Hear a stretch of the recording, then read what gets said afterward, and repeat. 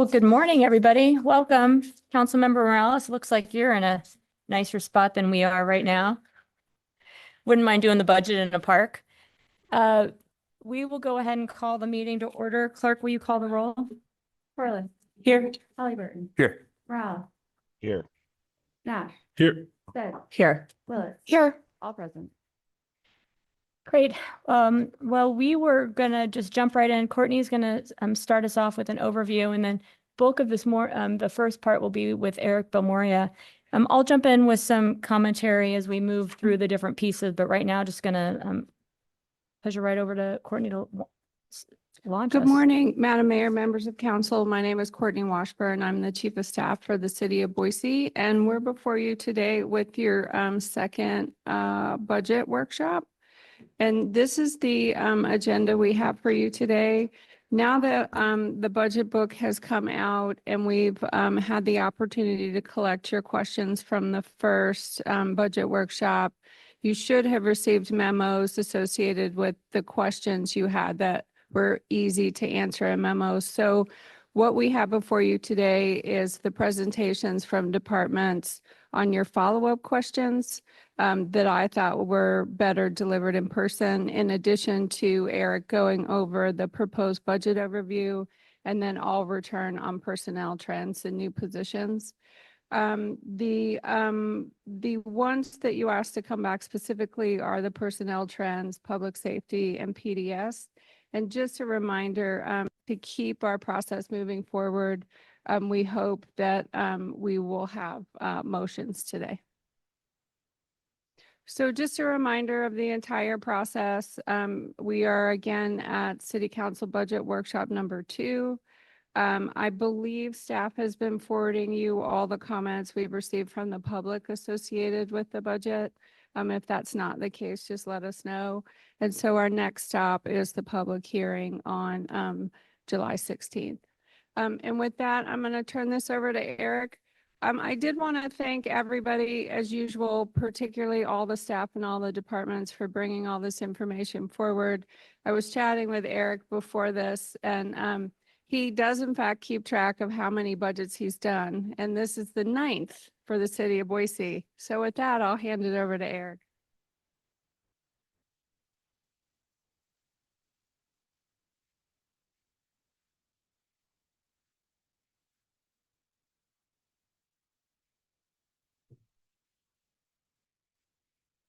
Thank you very much, Madam Mayor, members of the council. I'll do some introductory comments. We'll go over the agenda and then we'll dive into the content. First, an overview. As Courtney mentioned, we released the budget document a couple of weeks ago on June 14th. The budget document is available on the city's website. In April, a website went live offering opportunities to the public to provide feedback, and I can confirm that that feedback has been shared with Mayor and Council throughout this process. I always like to reference the fact that we do have also a online budget transparency tool called Open Book that gives members of the public, elected officials, an opportunity to interact with the current year and prior year budgets as well. So today, during my time, after I kind of go through some overview materials, I'll do a citywide budget summary. Then we'll dig into general fund revenues and general fund expenditures. We'll have a discussion around the capital fund. Then we'll do fees and charges. Then, as Courtney mentioned, there'll be some follow-up items from the prior workshop. And then we hope to conclude today with summary motions and next steps. So in terms of the framework for which this budget was built, I'm first going to speak to kind of rising costs and budget uncertainty. We did build this budget in a period of inflation. In the news, you'll see that inflation is cooling, compared to where it was. But it's important to remember that when we're building this budget, we're doing it on an annual basis. So we're catching up for the last year's inflationary activities. The economic overall economic climate is still somewhat unclear. We've talked about that in private or in prior workshops. And then one other thing I'll note on this is, we have had rising costs. We've also had some planned expenses, such as the opening of Fire Station 13. We knew that was going to be something that we needed to address in fiscal year 2025. We preserved budget flexibility for that. But with those rising costs and some of those items coming online, we knew going into fiscal year 2025 that we were going to have maybe limited flexibility as compared to prior fiscal years. That being said, when we were developing recommendations for this budget, one important thing was ensuring that we had flexibility beyond fiscal year 24 or 25, I should say, and flexibility for future years to address known but unquantified cost increases. So the recommendations that were included as part of the fiscal year 25 proposed budget were carefully crafted to allow flexibility for those items moving forward. Things that we would expect in future cycles might be public safety staffing, library staffing, continued software investments, benefit and compensation adjustments, and insurance. With those two things, I guess being declared at the beginning, also say that we ended in a where we should be. The general fund proposed budget is balanced, meaning revenues and expenditures are equal, and we do a 10-year financial forecast, and we expect to be in a positive financial position throughout the 10 years of that forecast as well. We aim to have a balanced 10-year forecast to ensure that any adjustments that we're making are deemed sustainable over time.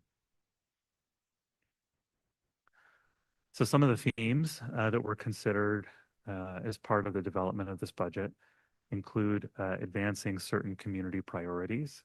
We've been talking a lot about housing and climate and transportation. We also have economic opportunity, which was considered, health and safety, and then parks infrastructure.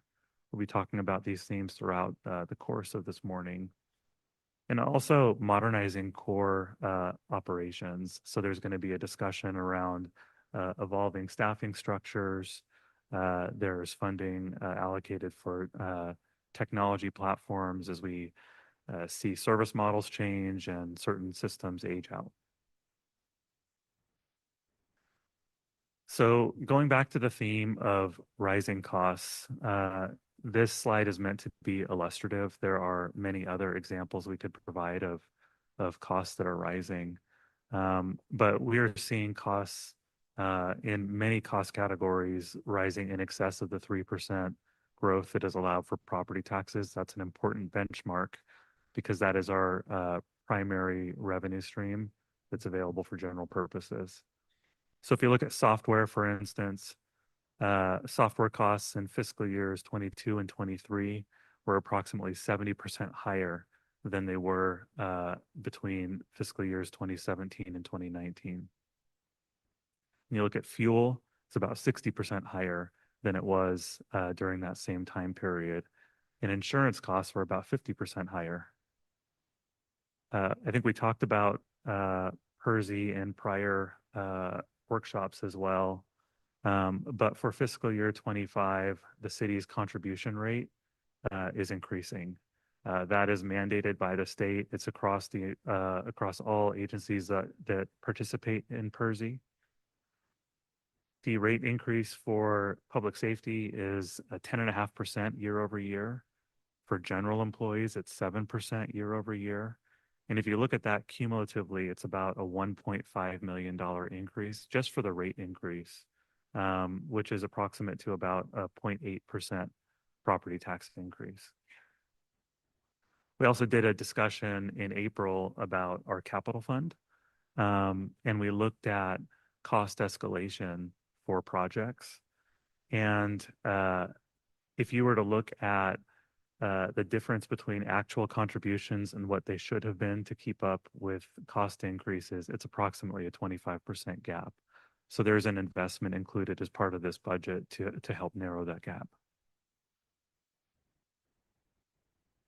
I'm going to move into the citywide summary at this point.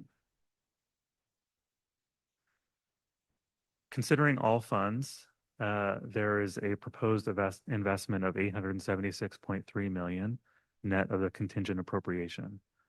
When you look at that 876.3 million, just over a third at 37% is allocated towards the general fund.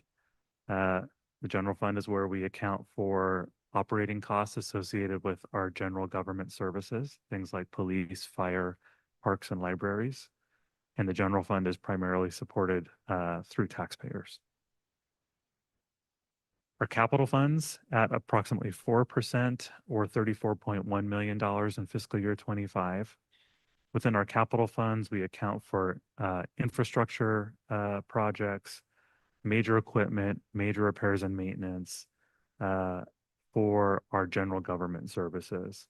That is also primarily supported by taxes as well as by development impact fees.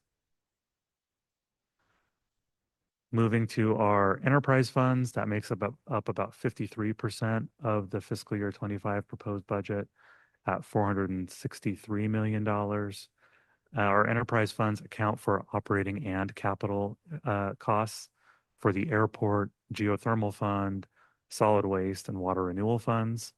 And enterprise funds are primarily supported by service users.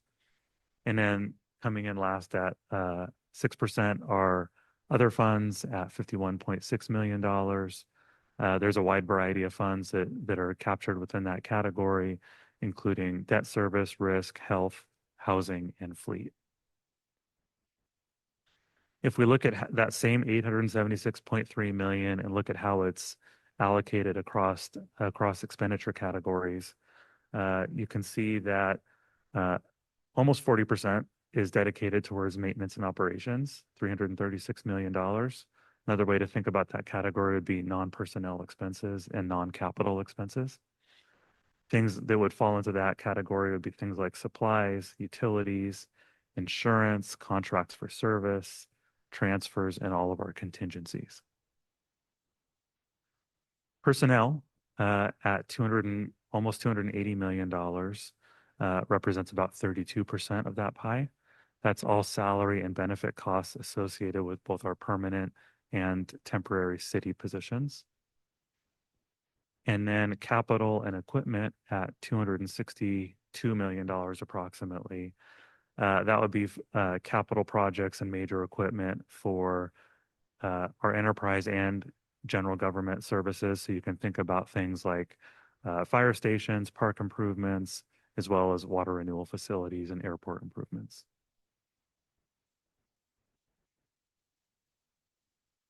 I'll now move into general fund revenues, unless anyone has any questions to this point.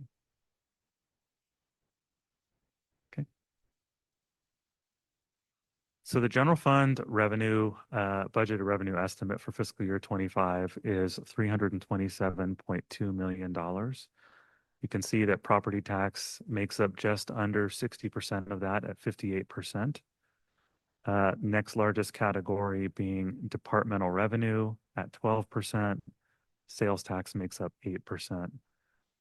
I put a comparison of each of our revenue categories on the right-hand side. We'll be spending more time as we go throughout the presentation on the significant categories there. Again, property tax at 58%. I showed this presentation when we did a property tax overview, I think early in the month of May. But trying to show a way to break apart all of our general fund revenue categories, approximately 75% of our general fund revenues are available for general purposes.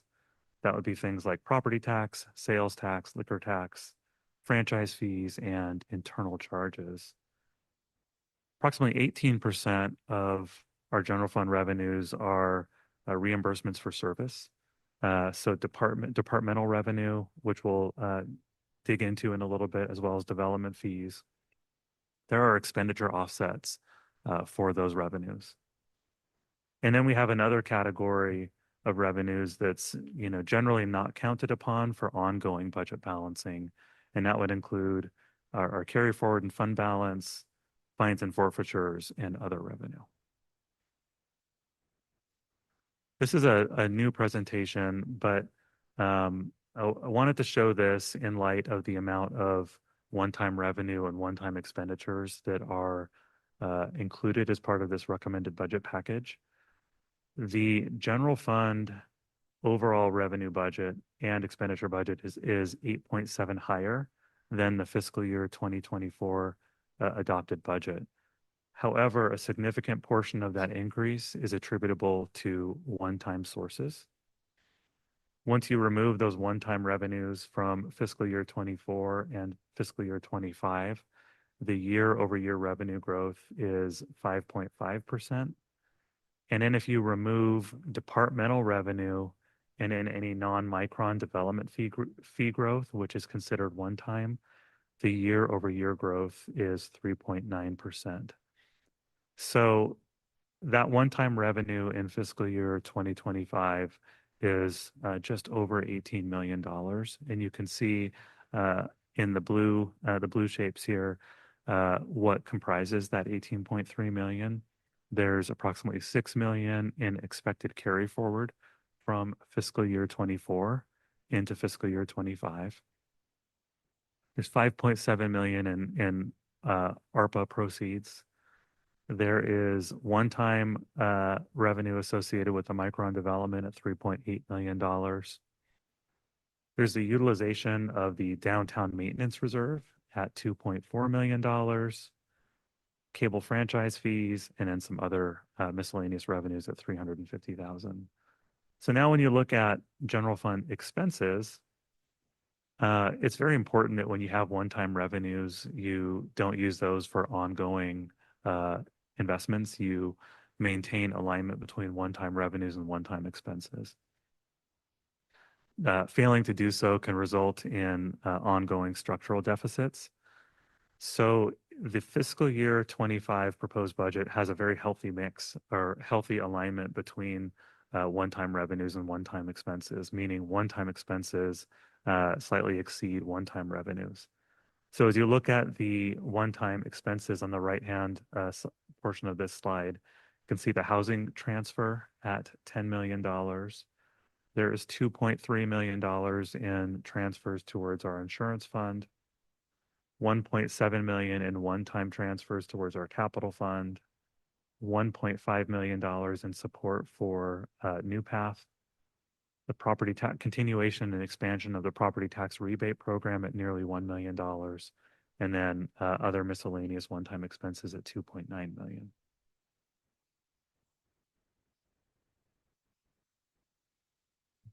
We'll now move into property taxes. As mentioned, property tax makes up about 58% of total general fund revenues for fiscal year 25. When we're developing the budget and our estimates for property tax, there's really three ways that year-over-year receipts for property tax can increase. The first is a base increase on existing payers, and that's increases of up to 3% are allowable.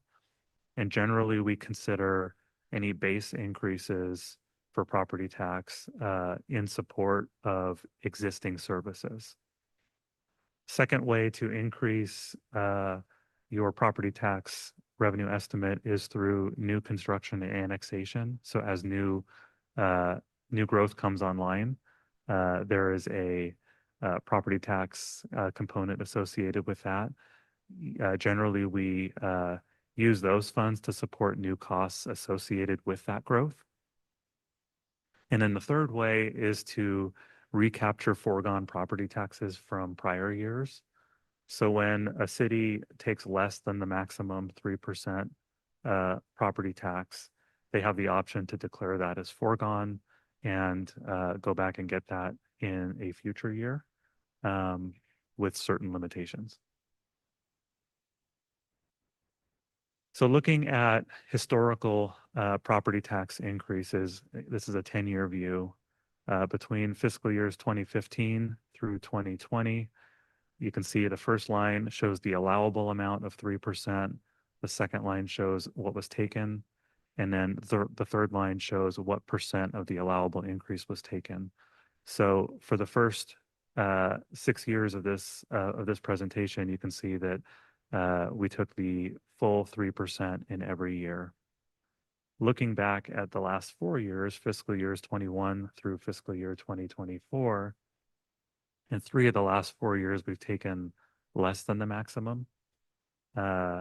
Last year, we took 2%, the year before, 2.45%. And cumulatively, that approach saved property taxpayers approximately $7.5 million in ongoing tax payments.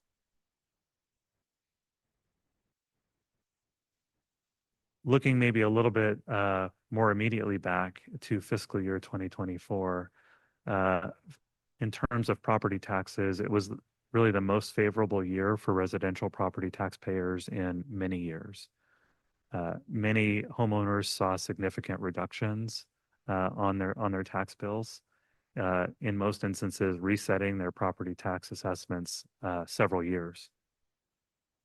That decrease was attributable to primarily to 3 factors. First, county assessments last year generally increased for commercial and decreased for residential. That had the effect of reducing or reversing a portion of the burden shift that we had seen in prior years. Secondly, statewide property tax relief made available through House Bill 292.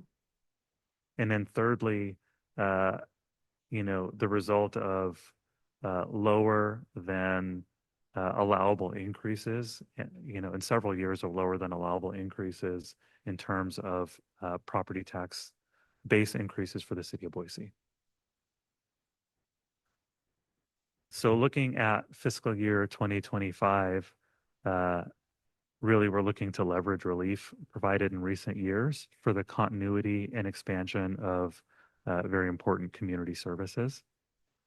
The budgeted estimate for fiscal year 2025 is proposed at $190.2 million. That represents a 5.2% increase from the current fiscal year, and it's made up of those 3 factors that I spoke to a couple of slides ago. First, the base growth, 3% is recommended, again, to account for cost increases for existing services. $1.2 million for new construction. That's associated with new payers, and that revenue would go towards services associated with growth. And then 1% growth from foregone. The 5-year average base increase, including fiscal year 2025, would be 2.3%.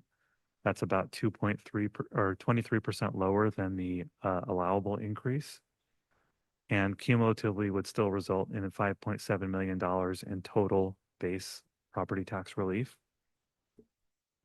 Also included is the continuation and expansion of the property tax rebate program, and I have a couple of slides on that I'll get to.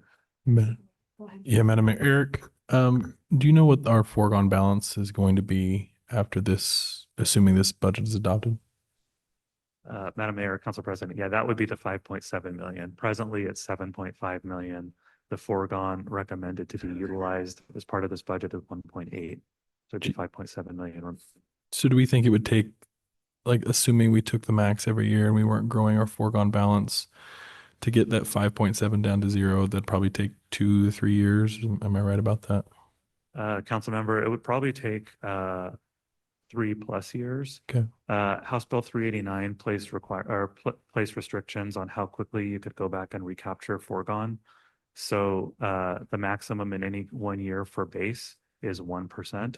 1% is approximately $1.8 million as part of the fiscal year 25 budget. So multiply that by three, you get about 5.4 million. So the 1%, it's 1% of our property tax budget, not 1% of our general fund budget. Is that correct? That is correct. It's 1% of the property tax budget. Thank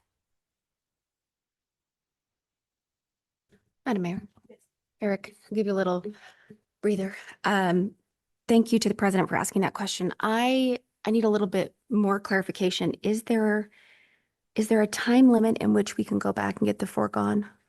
Will you clarify that for me? And then I think I heard that we can do 1% per year of something that we haven't done in the past. Yeah. Madam Mayor, council member, at present, there is no time limit.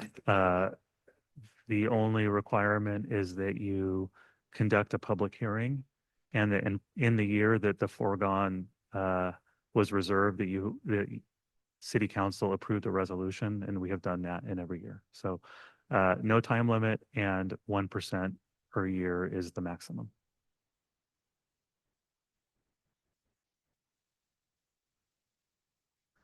So we're going to look at the average residential property in Boise, and we have a couple different presentations of this. So this slide shows the assessed value of that average residential house.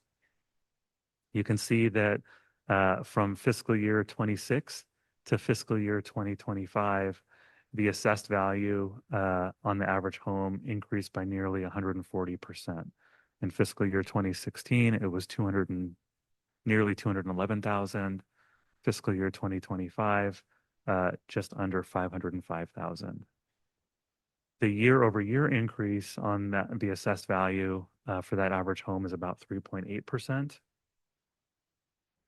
And then the average home in fiscal year 2025 at 505,000 is about just a little bit over 9% lower than the 2023 peak of $555,000. So now we'll overlay that with the property tax obligation for the average home within the city of Boise. As mentioned, property tax levels were reduced starting in fiscal year 2024 and are projected to be lower than 2023, than the 2023 peak. There are three primary reasons for that. I alluded to those on an earlier slide. First is statewide relief, House Bill 292, and that bill was aided in part by reduced sales tax distributions to cities. Second would be assessment trends, and then third would be city increases. Again, our 5-year average is 2.3% lower than the allowable amount.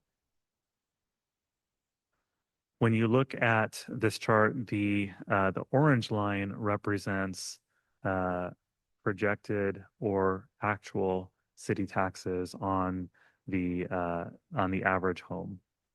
The projected taxes for fiscal year 2025 would be $1,146, assuming the same level of relief in fiscal year 25 as 24 from House Bill 292. That level is 5.4% higher than fiscal year 2024, about $58. It's 26.5% below the fiscal year 2023 peak of $1,561.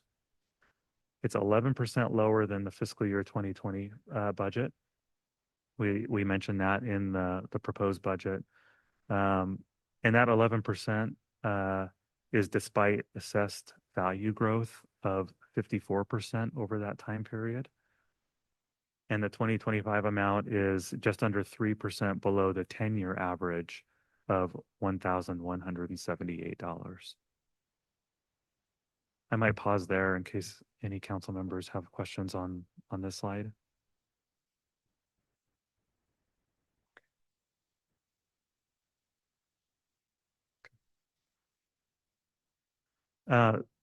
The next view, we have a few slides on this, shows burden shift and tax growth over time. So if you look at this chart, there's kind of a lot to digest. The gray A gray portion of the column represents the baseline, 2013 taxes on the average home, just over $600. Then you can see that there's a green portion, a salmon portion that are stacked on top of that in subsequent years. The green portion represents what taxes would have been if they had grown according to the city's annual base increase of up to 3%, starting with that 2013 baseline. And then the salmon portion shows the amount of actual increase that is attributable to burden shift. So you can see, beginning in 2014, that burden shift began in its cumulative over time. And I'll dissect this a little bit more. If you look at 2025 against 2013, city taxes on the average home increased by approximately 120% or $867. 71% of that increase is attributable to burden shift. I'll note, however, that a portion of that burden shift, almost 45%, was reversed through House Bill 292. You can see that on fiscal years 24 and 25. It's in the salmon color, but there's a crosshatch going through that portion of the column. The burden shift that we've seen over time is attributable to two factors. First would be the diminishing value of the homeowner's exemption. And then second would be the rate of assessed increase for residential versus commercial properties over time. So while fiscal year 24 did see a reversal, if you zoom out a little bit further, generally residential properties have increased at a higher clip than commercial properties. If you look at the green portion of this slide, taxes on the average home have tracked with tracking them against the budget increase of 0 to 3%. The average home would have seen a lesser cumulative increase, approximately $249 or 37.6% over that time. And then if we overlay CPI, and that's the red line that goes through this, absent burden shift, city taxes on the average home have generally tracked with CPI, been slightly below.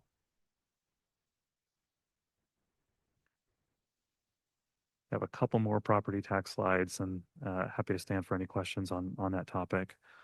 I mentioned earlier that the fiscal year 25 budget includes the continuation and expansion of the property tax rebate program. The rebate program was first made allowable in 2022 through House Bill 550, allowing cities to provide property tax rebates. In the prior 2 years, the city of Boise has been the only city within the state to offer that program. To be eligible in fiscal year 23 and 24, Boise residents would need to have been approved for the circuit breaker or the state of Idaho property tax reduction program in order to be eligible to participate. We outline each year the program parameters, and council approves those parameters via an ordinance. We would expect to bring forward the ordinance for this program sometime in the fall. And again, the 25 budget includes the expansion to include licensed in-home child care providers. Just some statistics on the property tax rebate program.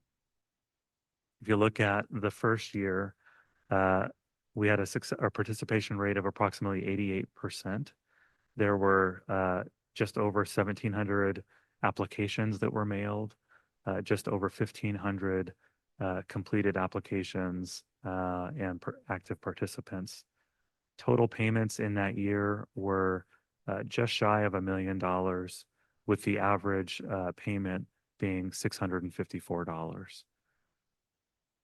For fiscal year 24, there were less applications that were mailed, 1,505. However, a higher participation rate of 93%. The reason for the lower number of applications being mailed were simply less Boise residents were eligible for the rebate program, primarily due to the factors that we talked about on the prior slides. Reduced property tax expectations upon community members attributable to House Bill 292 and assessment trends. The average payment in fiscal year 2024 is expected to be $355. If we look forward to fiscal year 25, it shows, obviously the expansion of this program for the child care component. The proposed budget includes $925,000 for both the circuit breaker and the in-home child care component associated with this program. Madam Mayor, I can tell that Eric's expecting a question right now. So what's the reason for the decrease? If we have a new program that's added to it, why are we expecting a couple $100,000 less for the program? Yeah, Madam Mayor, Councilmember Halliburton, on a budgetary basis, it is about $275,000 lower. We allocated 1.2 million in the current year. However, that 1.2 million proved to be more than necessary. Total anticipated payments in fiscal year 24 are just shy of $500,000. So the recommended budget of 925 does allow for year-over-year growth and for the expansion of that program. Thanks, Eric. And, just one other thing that I would bring up here, 85% of folks in 2023 is pretty remarkable, 88%. 93% is like out of this world. And then I think that's really has a lot to do with your work, our staff's work across departments. Council was out there knocking down doors this year as well, which was really exciting to see. And I think it's great that Boise continues to invest in our community in this way. So we'll see if we can get the percentage up one or two more notches, but we've got a high bar to meet.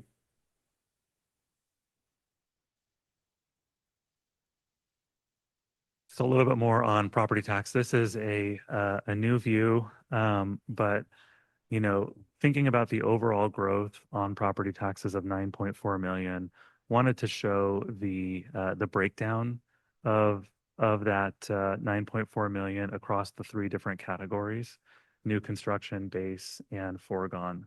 So the first thing we'll look at is new construction at $2.1 million, and the expenses that are captured within that. This is meant to be illustrative. There are other growth-related expenses as well.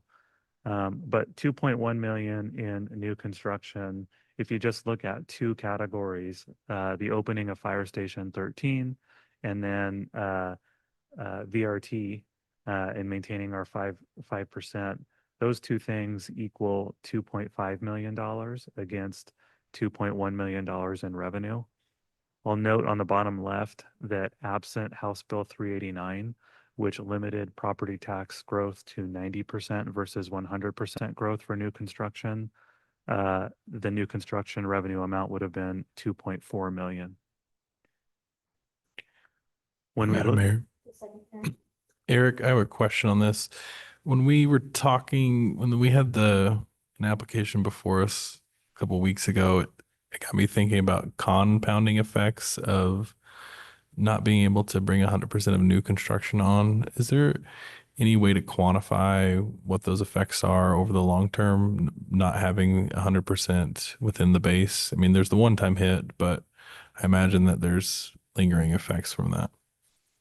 Council member, absolutely. We could go back since the approval of House Bill 289, calculate what the 90% value is versus the 100% value in a similar way that we've looked at property tax growth and the amount not taken. And we could calculate that to present dollars, and then we could extrapolate that over time assuming some average level of property tax growth. Again, for fiscal year 25, it's about $300,000. If you were to, to forecast, you might assume 3% growth on that $300,000 differential, and you'd come up with a pretty hefty number over time. Maybe at a later date, I'd be interested in some type of analysis like that. Absolutely. Madam Mayor? Eric, just a quick question on the new construction. Is that supposed to be 2.5 or is it 2.1? Is the fire station 2 million? Madam Mayor, Council Member, really what I'm trying to demonstrate here is that the new construction from property tax doesn't cover all of the growth related expenses. So 2.5 million is the cost of those two items. And the amount we're bringing in from that new construction element is 2.1. Perfect. Thank you.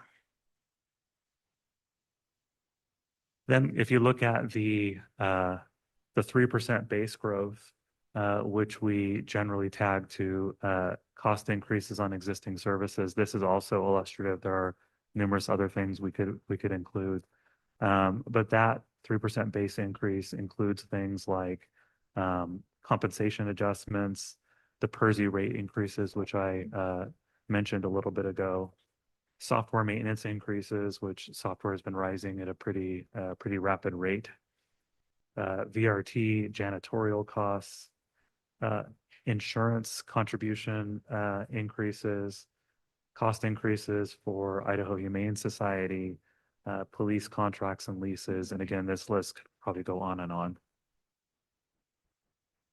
And then foregone at 1.8 million is being proposed for expansion of city services. Included in that is 1.2 million for transfer to the capital fund, $400,000 for library enhancements at the Cole and Eustick branch library, VRT investment again to keep up with that 5% goal, and then investments in the childcare.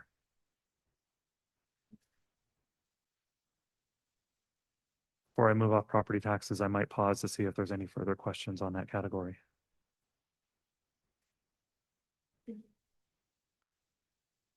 As we look at departmental revenue, the budgeted revenue estimate for fiscal year 25 is $40.8 million. That's a 3.9 million or 10.6% year over year increase. The primary factors associated with that are public safety contracts to reflect the full cost of service, as well as various parks and recreation items to reflect higher activity levels and fee increases to keep up with costs. The proposed budget includes, at the tail end of your book, the fee schedule, which outlines every city fee and the percent that they're changing if they are changing. Again, departmental revenues are primarily reimbursement based. When I'm thinking about parks and recreation, I always feel it's important to highlight that we do have a scholarship program in place for participation in youth programming.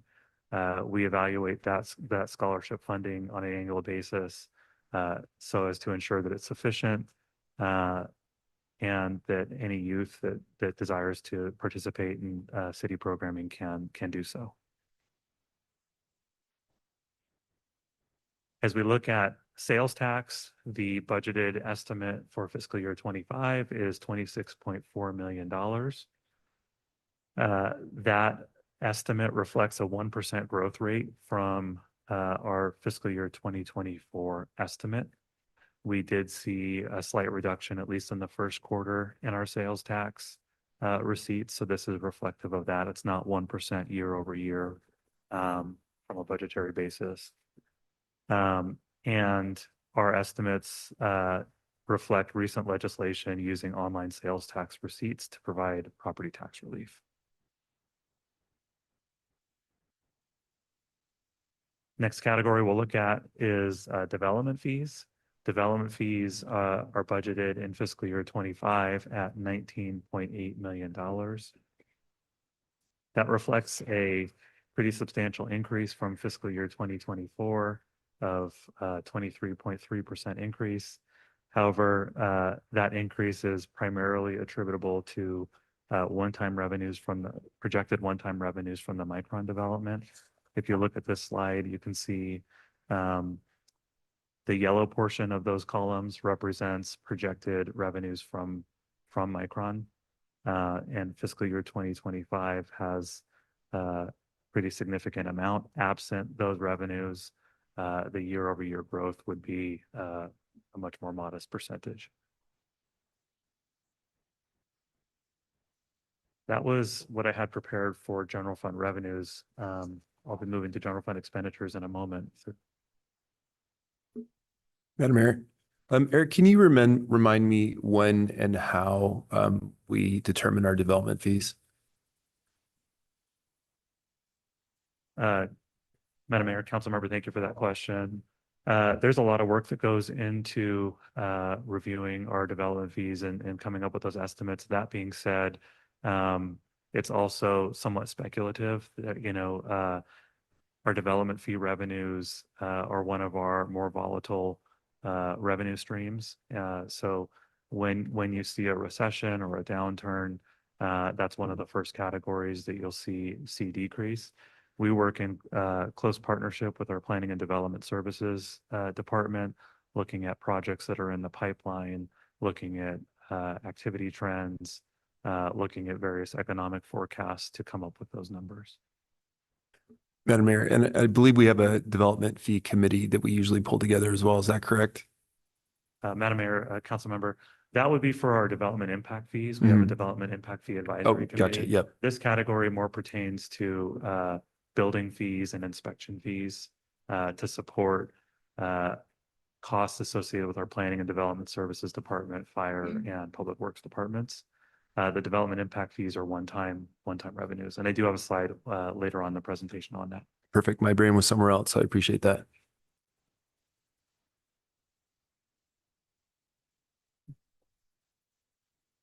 All right, so general fund expenditures equal to revenues in fiscal year 2025 at $327.2 million. You can see that the majority of the proposed budget for fiscal year 25 is dedicated towards personnel at 68%. Maintenance and operations just under 20%. Transfers approximately 10%, and then contingencies and our VRT contribution collectively at 4%. When we look at general fund expenditures by category for personnel, you can see that 59% of total personnel budget is dedicated towards salaries, 15% towards retirement and post-employment costs, 17% towards health, with the balance associated with either temp and rec wages, overtime, one-time compensation, or other categories. I did mention at the beginning of this presentation the rate increase for PERSI. If you look at fiscal year 2024 to fiscal year 2025, retirement costs make up approximately 1% more of the personnel budget than fiscal year 24. So that number would have been approximately 14% last year. That increase is, again, attributable to contribution rates, but also rising headcount and rising compensation costs. If we look at general fund expenditures by department, public safety makes up just over 50%, 51.8% of the overall general fund budget. That public safety portion of the slide represents police, fire, Office of Police Accountability, and new for fiscal year 2025 have included legal prosecution costs. 14% of the overall budget is dedicated towards Parks and Rec. Just under 12% dedicated towards support departments. You can see some of the other highlights there: planning and development at 6.5%, library at just around 5%.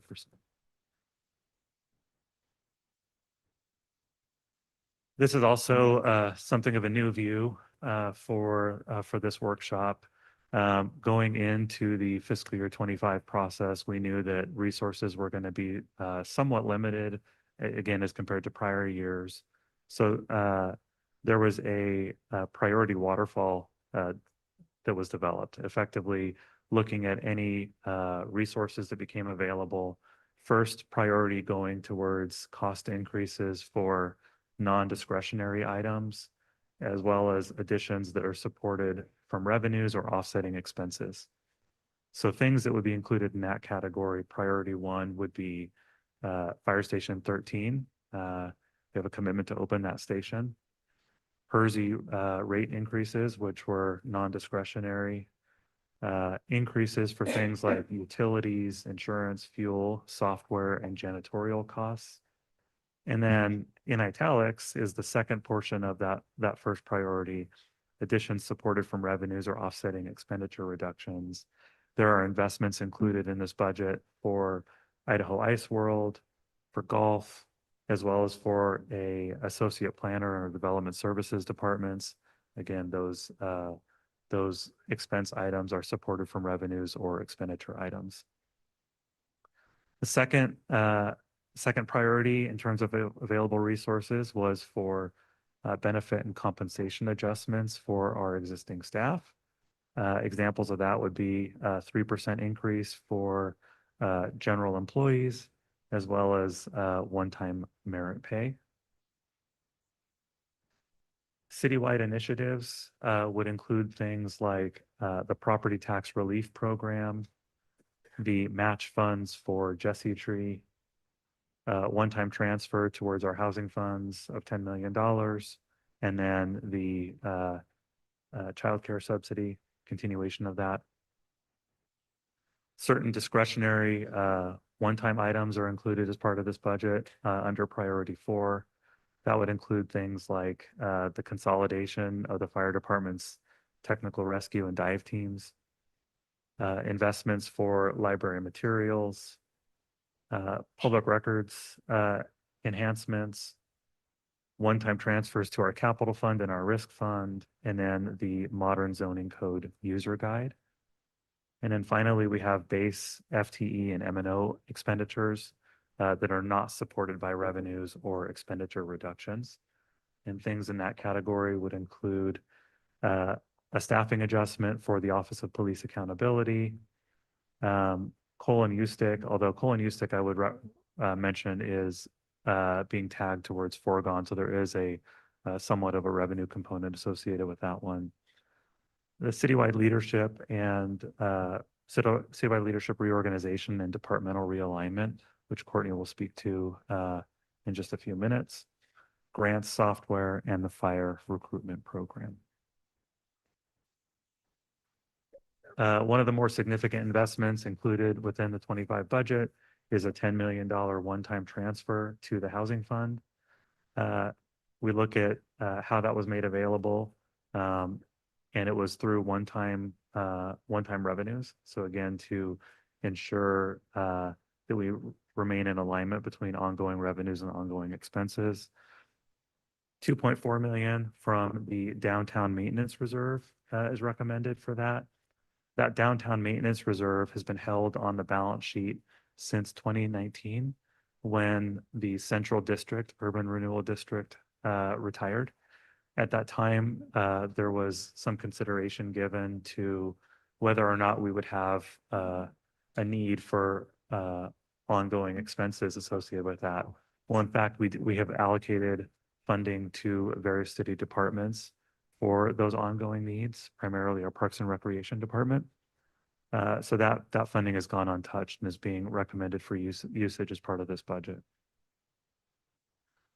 ARPA funds are recommended at $3.9 million. Those funds were previously allocated towards climate innovation projects. They're recommended to be shifted to housing as that funding can be utilized more expeditiously. I'll note that does not represent a reduced city commitment towards climate innovation projects. We would expect requests coming for that for that cost category in future budget cycles. And then the last portion making up that $10 million is projected fiscal year 2024 carryover. That again is one-time funding, and it's attributable to current year projected excess revenue and expenditure savings. Madam Mayor, Yes. Eric, do you know the balance of the housing fund? Assuming this transfer goes through, what the balance of the housing fund would be? Council Member President, I could probably get that for you after the break. I don't have it readily accessible. I believe there was a memo prepared on that topic that I could reference back. That'd be great. Thank you. Madam Mayor. Eric, we'll give you a little break again to catch your breath. Will you recount with some granularity where the housing fund transfer is coming from? The 10 million, is it coming from carryover? Is it coming from the capital fund? Walk us through that. Yeah, Madam Mayor, Council Member, that was what this slide is intended to show. About 3.7 million coming from carryover, 3.9 million coming from ARPA, and then that 2.4 million coming from the downtown maintenance reserve.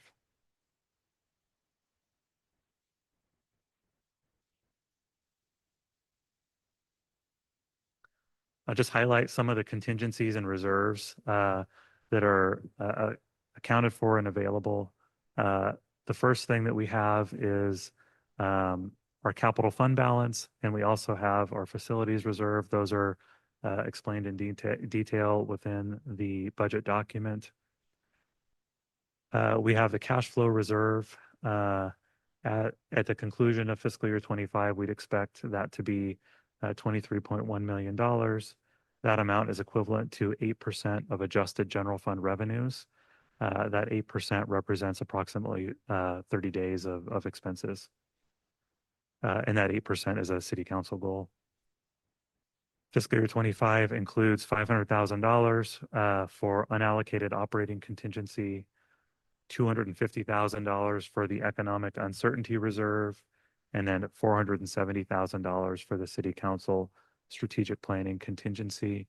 I'll note that those last three bullets we detail regularly for council any usage that doesn't go through an IBC. Most items actually do go through interim budget change process, but we include a quarterly reconciliation of those accounts within our quarterly report.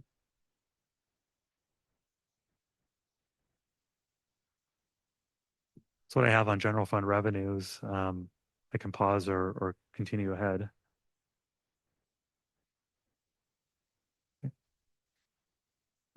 We'll now look at the capital fund. So if you look at the capital fund in fiscal year 2025, approximately 42% is dedicated towards capital projects, primarily parks, and I have a slide on that.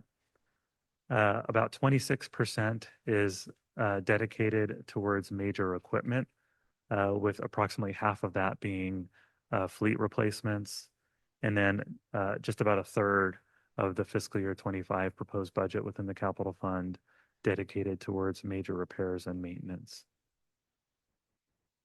If we look at the proposed budget for the capital fund in fiscal year 2025, it's right on par with the adjusted average, 10-year average. You can see that there is variation over time within the capital fund. Some of that is attributable to just timing of projects, timing of certain vehicle replacements, apparatus replacements. And then there are two kind of anomaly years within this 10-year period. Fiscal year 2019 had a significant budget for the main library, which was repurposed in subsequent years. And then fiscal year 23 included transfer to the housing fund, included a couple of fire stations, some pretty significant capital projects within that year. So again, fiscal year 2025 is really right on that 10-year adjusted average line. When we look at revenues that support activities within the capital fund, Revenues in fiscal year 25 are $26.7 million. Just about 60% of that comes from the general fund. Development impact fees make up 14%, as do electric franchise fees at 14%. Interest, just under 10%, and then other revenues at 3%. Eric, would you mind going back a couple slides? Excuse me, Madam Mayor. Um, so I notice it seems cyclical with large expenses coming out of the capital fund for larger projects. If you remember from last year's budget hearing, we had a lot of advocacy for a library in West Boise. And I think council started thinking about where would a next library be and those types of things. But looking at this, it feels like these longer term expenses are something that we plan for and that we're saving for. Could you kind of give me, how should council be thinking about large capital projects like libraries and fire stations when we're making budget plans like over a longer period? Yeah, Madam Mayor, Council Member, thank you for that question. I guess the first thing I'll say is that the capital fund includes a facilities reserve that is specifically contemplated for that exact purpose, for future library facilities, future public safety facilities. Earlier in the presentation, I spoke about some known but unquantified costs. And I think that this would be maybe a cousin to that. We have, many known but unquantified costs within our capital fund. So as we look at the 5-year plan, similar to the general fund, we, first and foremost, try and ensure that we're balanced and we have a positive balance within that 5-year period. Secondly, to provide flexibility for future investments, of which the facilities reserve could support those as they are, brought forward for council consideration, prioritized against other projects. So we have been proactively trying to build up that facilities reserve over time since it was first created a couple of years ago. I think upon creation, it was about $5 million. We expect it to be approximately $14 million over this next 5 years. And could you help me understand how, like, I don't know if this is in the same vein, something like the pools. That's not something that, although it's in the budget this year, it's not something that we didn't get to $12 million overnight. Could you describe the process that went into a capital project like that to get to the balance that we have today? Yeah, Madam Mayor, Council Member. So as certain needs are identified in the preparation of the capital budget, we will, seek to ensure that we have flexibility to address those. So pools has been part of the dialogue, really as long as I've been here, probably longer. We were holding flexibility for that. That flexibility was determined to be not enough to address the needs for those pools. So as we were developing the 5-year plan, we sought to increase that amount that we held within the capital plan for those needs. For the majority of our parks projects, they might be supported by growth. So we'll be looking towards development impact fees for those. As we look at other expenses within the capital fund, things like major equipment or major repairs, I'll speak to major equipment just for a moment. We go through every single piece of apparatus, every single vehicle, look at mileage, look at projected replacement cycles, look at projected replacement costs over time, and ensure that we have flexibility built in for those things as well. Thank you.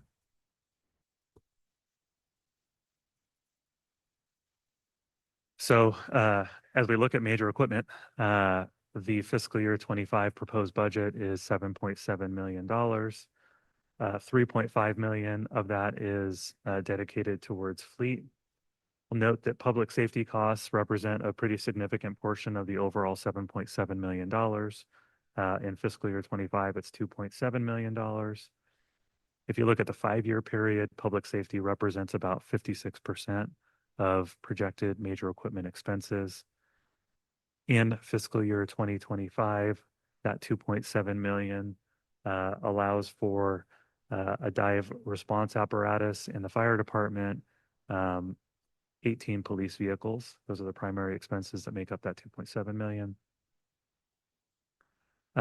Non-public safety major equipment costs have been increasing pretty rapidly as well, 19% annually over the past 5 years. Some other expenses included in fiscal year 2025 include $1.4 million for various parks equipment, $1.3 million for various IT equipment needs, and then $800,000 for an electric vehicle grant match. That $800,000 will allow us to receive $4 million in funding to further electrification needs. You can see, again, that 18.8% compound annual growth rate over time.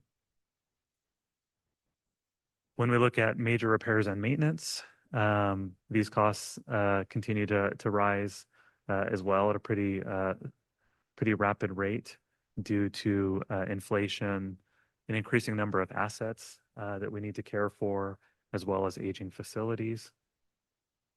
Compound growth rate over time, over the 5 years, is just under 16%. Some highlights included for fiscal year 2025 include $3.6 million for various parks projects. Those are all detailed within the proposed budget document.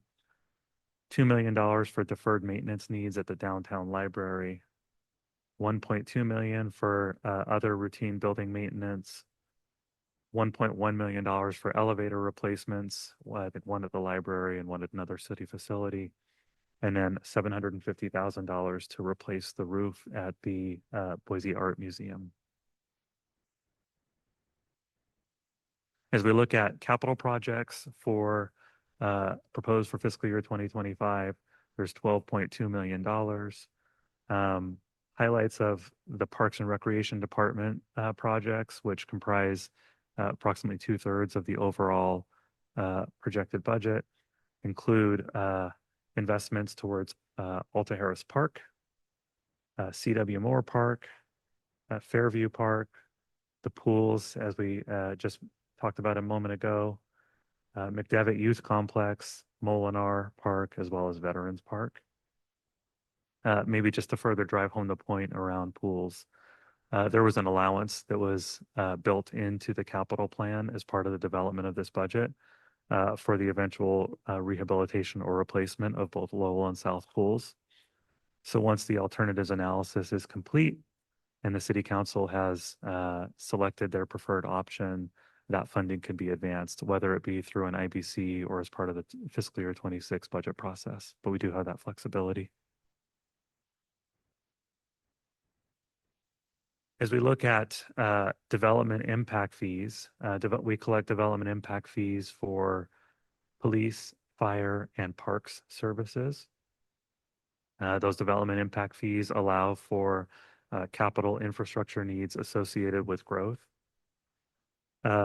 We seek an annual increase for our development impact fees to ensure that the fees are keeping up with the cost of growth. We use the Engineering News Records Building Cost Index for that purpose. A 3.8% increase is proposed for fiscal year 2025. That 3.8% was discussed earlier in the spring with the Development Impact Fee Advisory Committee. You can see that 3.8% is lower than the last few years. Last year's was 13.1%, or excuse me, 9.4%. Prior year was 13.4%. A year before that was 4%. So it appears to be moderating. If you look at year to date, you know, as an indicator for where it might be next year, we're about 2.8%. But again, we'll look at that after the end of this calendar year. Looking at cost inflation that has been a significant issue within the capital fund. We presented in April a comprehensive overview of capital fund revenues, expenses, cost pressures, so on and so forth. If you go back to fiscal year 2020 compared to today and look at the contributions that have gone into the capital fund, if they would have kept up with cost increases, we would have had to contribute about $22.5 million more than we presently do. That cumulative difference is represented on this chart as the gray area above the blue. We also look at the percentage that certain non-discretionary costs are consuming of the overall general fund revenues that go into the capital fund. And you can see that going back to fiscal year 2020, major repairs and major equipment made up approximately 50% or consumed about 50% of general fund support for the capital fund. Fast forwarding to fiscal year 2025, it's about 85.2%. And I'll note that that number would have been an even higher percentage if not for the recommendation to increase the capital transfer included as part of the 25 budget. It would have been approximately 91%. Another way to think about that would be, there's approximately 10% or 14.8% of the transfer available in fiscal year 2025 for general purpose projects. The rest of it is going towards major equipment, major repairs and maintenance.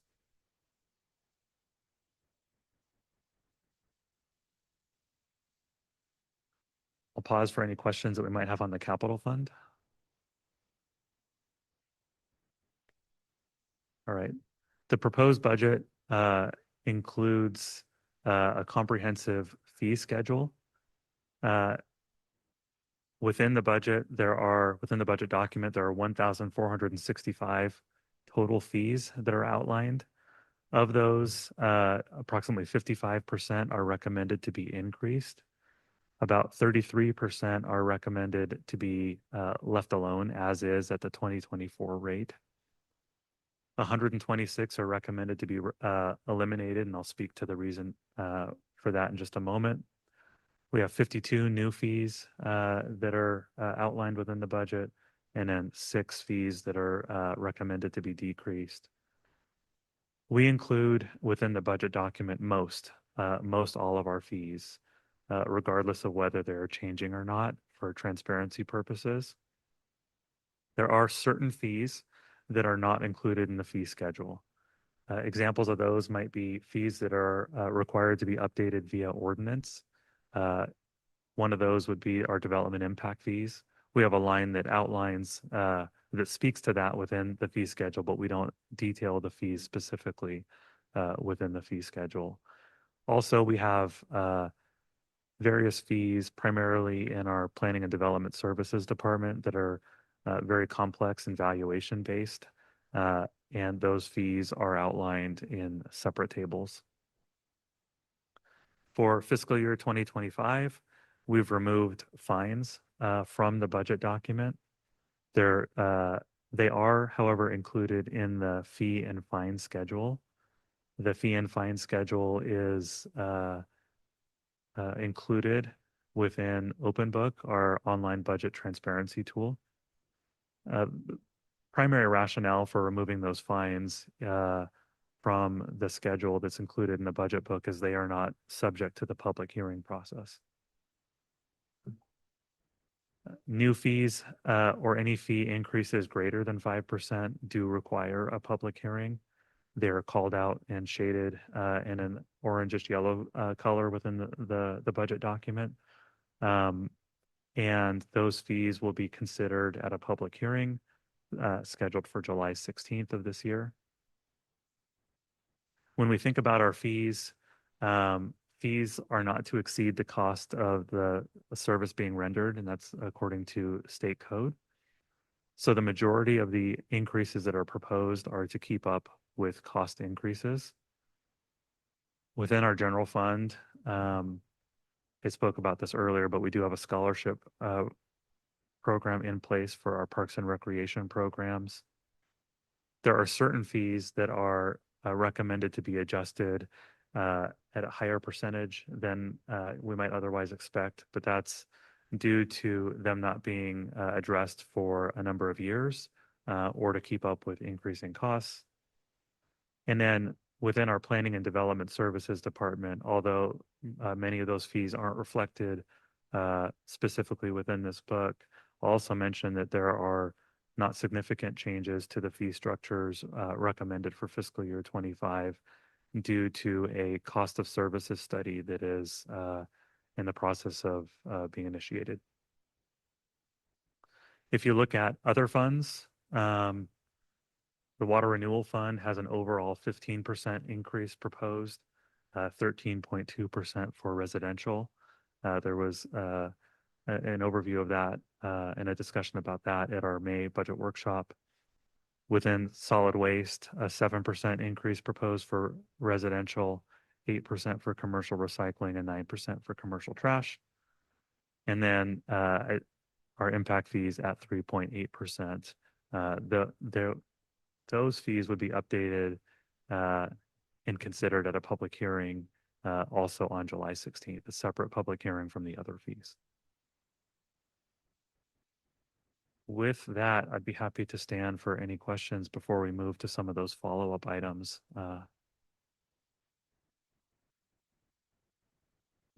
Madam Mayor, can you go back to, oh shoot, what was the slide? It was it's about our capital expenses and kind of our graph going up.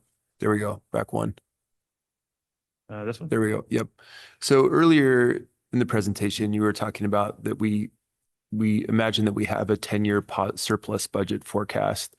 And I'm kind of thinking about this slide and this sort of exponential growth that we have with our maintenance. And I'm assuming that's because as we grow as a city, we have more stuff to maintain. As we have more staff, they've got more equipment that they need. But these are really kind of more of our major ones. So as we put in a new park, all the repair that's going to go with that as we, eventually get these pools repaired or back in, there's going to be all the maintenance and we continue to grow that. So I'm just kind of I'm trying to wrap my brain around this sort of exponential growth in this area and where sort of the exponential growth is supporting it for the income that's coming in. Yeah. Madam Mayor, Council Member, when we do develop the annual budget, we and mainly I'm talking about for this kind of 10 years down the road as we're looking at this and what's telling us that we're going to be matching up. right. So we do a 5-year plan for the capital fund. We do a 10-year plan for the general fund. And in the 5-year plan, we work with our various partners in the departments, our Parks and Recreation Department, our Public Works Department, to assess needs that there may be, projected playground replacements or roof replacements, really the whole gamut of major repairs. And we built in projected increases, assuming some level of cost escalation. What we've seen has been that the cost escalation that has been assumed has just been insufficient, and that cost escalation has been pretty remarkable, and is consuming a ever expanding portion of the budget. We do aim to account for that, and to ensure that we have sufficient fund balance to address those projects when the time comes. And then on top of our capital expenses here, we have that other bucket of I forget how you called it. I would call it the predictable unpredictables, where we don't know how much it's going to increase, but then we've got the separate area there to kind of account. And is that something that you think also over a 5-year period, 10-year period of time that we're also going to expect to see some more flexibility there? That would, I think, Council Member, I think that would really depend on whether or not those known but unquantified costs become quantified. So that amount in that facilities reserve of approximately $14 million would help in terms of addressing some of those costs. certainly wouldn't support all of them. You know, upon doing the first project, that balance would be sufficient, would be, you know, pretty severely depleted, and we would need to try and find proactive measures to build that back up. Yeah, thank you. Yeah, I think this is sort of one of the areas where I know that your team is doing a ton of work. I know that our departments are doing a ton of work as well. But I'm really interested in kind of thinking about 5 and 10 years down the road from now, as we're seeing a lot of things happening, and making sure that, you know, as we're budgeting, we're looking not at only this year, but also 5 and 10 years down the road. Our fire department's always done an incredible job at kind of like being able to predict that far out. And, you know, they've got a little bit of a, I think, more predictability, you know, numbers that they can kind of tie with that. But that's something I hope that we can see within all of our departments as we're looking at both this year, but then 5 and 10 years down the road too. Absolutely, council member. You know, we are obligated to do an update to our development impact fee plan every 5 years. And when you do that 5-year plan, you actually had to take a 10-year view. So we would be looking at parks, police, and fires over that 10-year period, and their projected needs. You know, if you think about the library, they're undergoing, you know, some work to do a facility analysis. So things like that will help inform what we need to preserve flexibility for as part of subsequent budget cycles. Great, thank you. Right, I think we will, oh, we have, how many more slides do you have, Eric? I think that concludes my portion. Okay, that's Yeah. what I thought seen a slide that said, thank you. We'll go ahead and take a break now. Come back 10 or just after for the, as Eric said, the follow-up pieces, the items that council wanted to see again today. All right, welcome back, everybody. So I want to say thanks to Eric for that in-depth presentation. I especially like, there you are, the slides and the way you've demonstrated where funds are coming from. And the impact of some of the constraints that the legislature's put on growing our budget with regard to like the real costs of growth and funding. So thank you. Madam Mayor. Oh, Yeah. Madam Mayor. I just wanted to also add that I appreciate this budget book that we received and is available online too. I appreciate it so much. I was emailing with Eric a little bit last week and remarked that pretty much all the questions I had in the numbers were answered in the text that accompanied the graph. So thank you so much to all the staff that worked on this. It's really helpful. And I think it really draws a clear picture of the tight financial situation we're in right now and the proposed changes to help us rectify that. Thanks so much. Madam Mayor, Mhm. could we ask that staff turn the mics down a little bit? They're a little sensitive today. Sure, Greg. I love just looking into space and calling Greg. He can turn this stuff down from the box back there. Is that it? That's it. Okay, great. So next up, we're going to move into a discussion of some of the items that council in our first budget session wanted to see again. So we've got personnel that I'll talk a little bit about, public safety, staffing and growth, planning and development services, and then we'll go into a summary. All of our department heads or their surrogates are here today in case there are other questions that we can go through. And so really do appreciate everybody being here. Excuse me, as Courtney comes up, I just wanted to talk a little bit about our goals in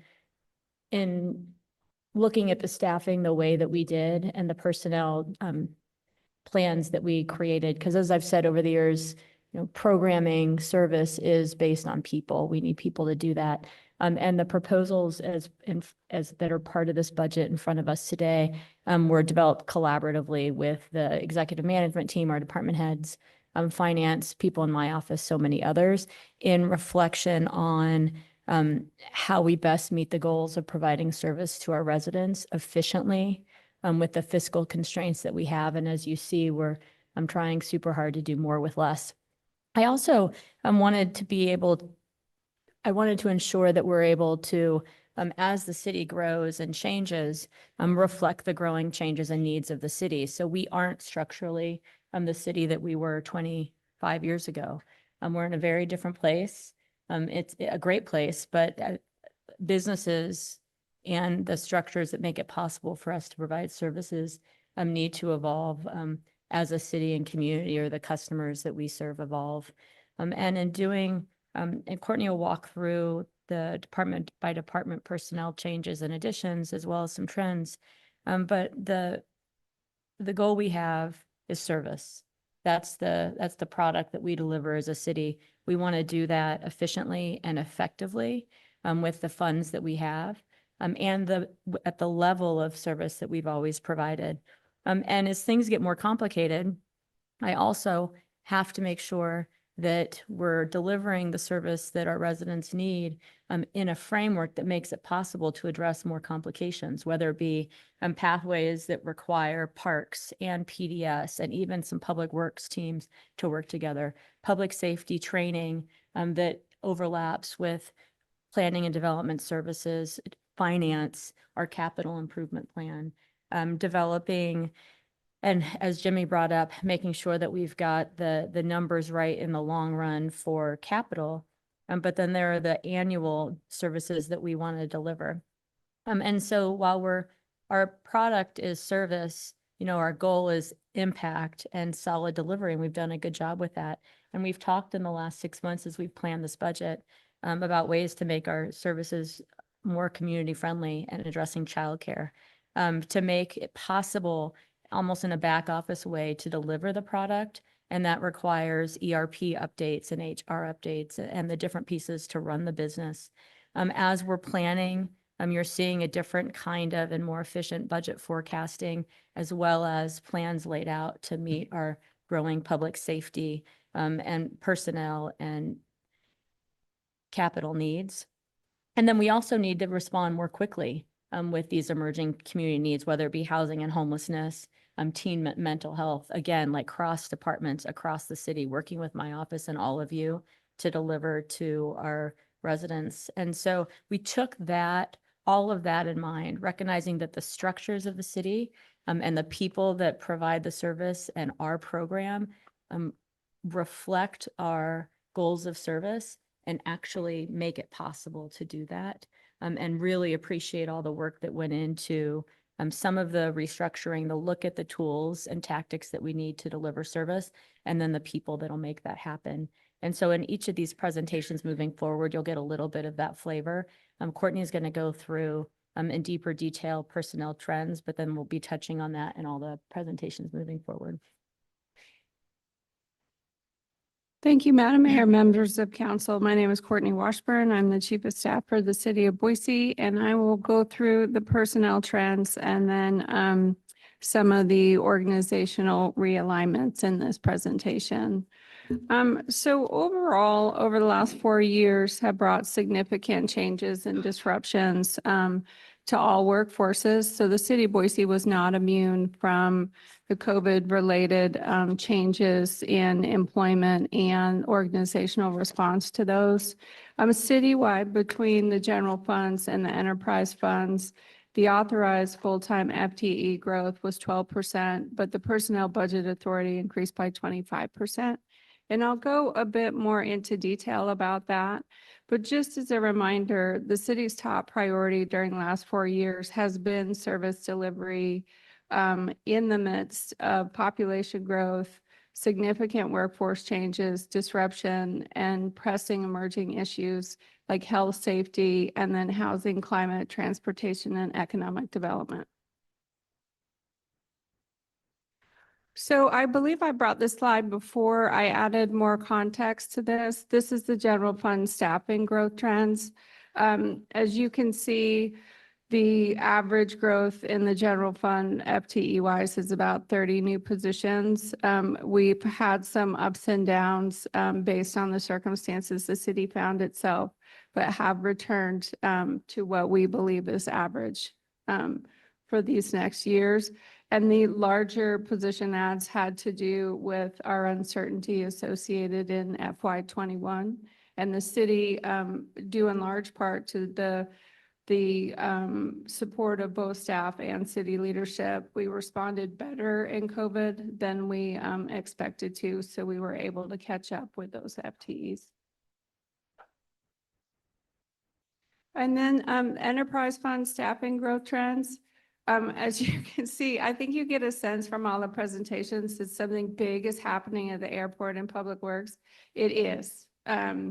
This is astronomical growth in both of these areas, which is fantastic. In 2022, the airport added 25 FTEs and became a 24-hour, 7-day-a-week airport. And then you have all heard about the significant upgrades associated with Public Works. So this is the enterprise fund staffing growth trends. And we continue to believe these will continue to rise. On the personnel expense growth, I do think we need to go back in COVID times, as much as I would like to stop thinking about those times.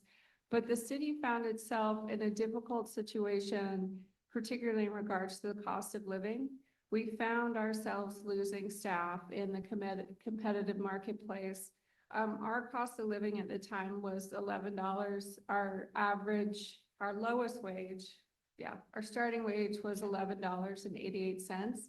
So as you can imagine, the McDonald's, the fast food establishments, and everyone else was paying their frontline staff more than the city.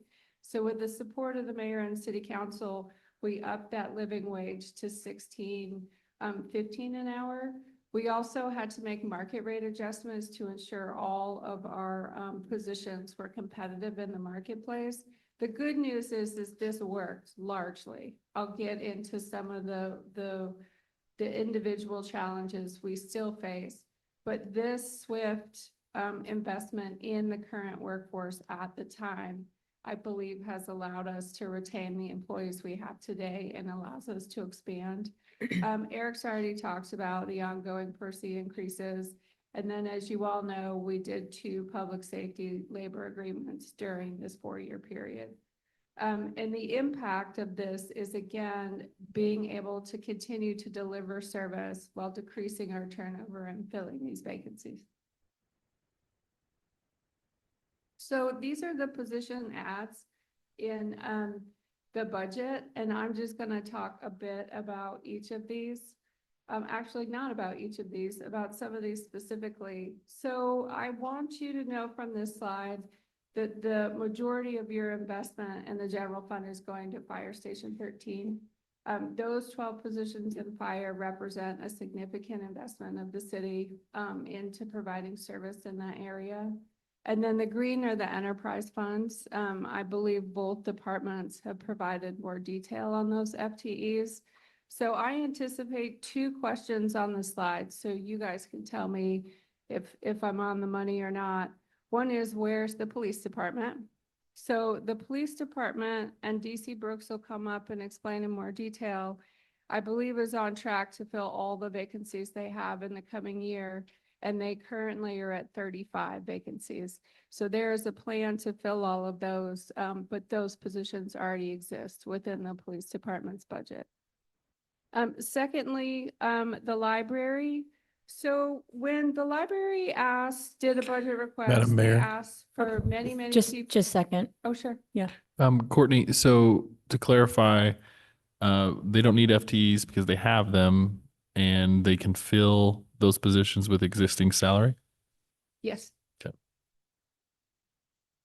Madam Mayor, another follow-up. Will the labor negotiations affect any FTE increases in place?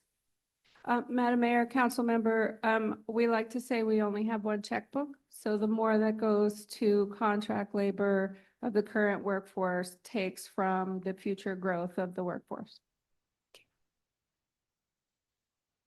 Go ahead. All right.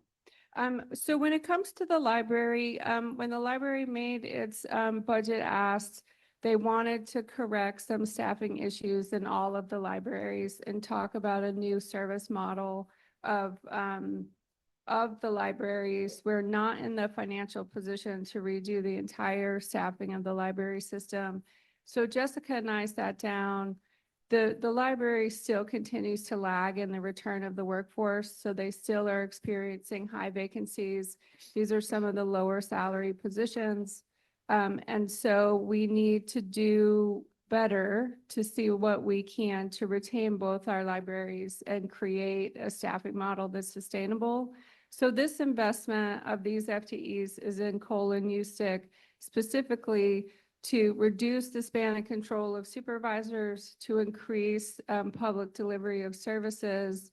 So the community will experience what we believe is the best library model, while internally we will be figuring out if we fix the retention problem, if we improved morale within the staff.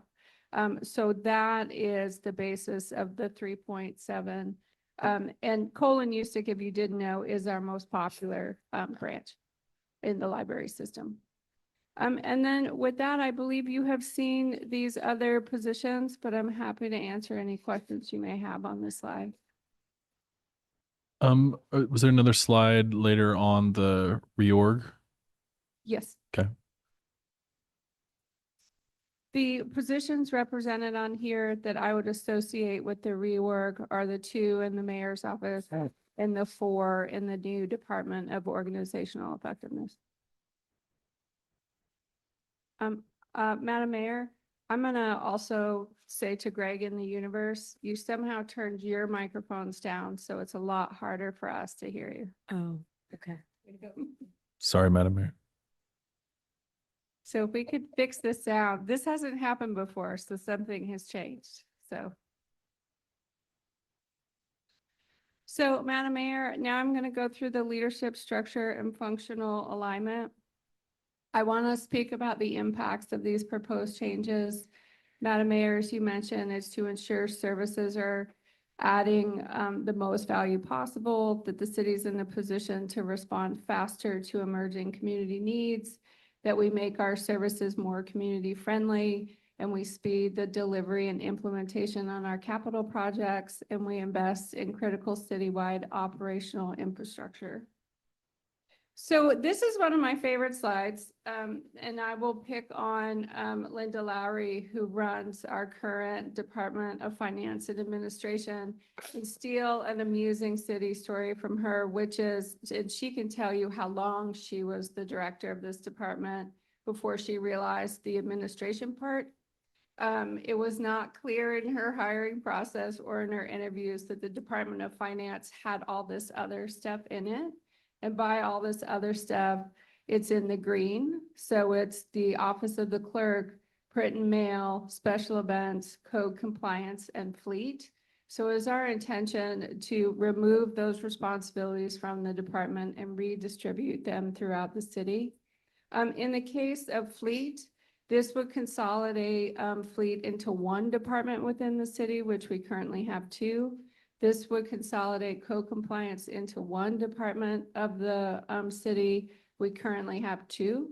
And this would put print and mail and special events in a better place to be able to, I think, not only explore support of those things, but see how we can enhance the benefit, particularly for special events the city would like to see. And then we're going to pull out the Office of the Clerk. And so with that, I'll stand for any questions on the slide. Madam Mayor, just a comment. I just want to say I'm glad we're fixing this as Linda's leaving. Sorry, we didn't fix it sooner. It's a retirement gift, Council President.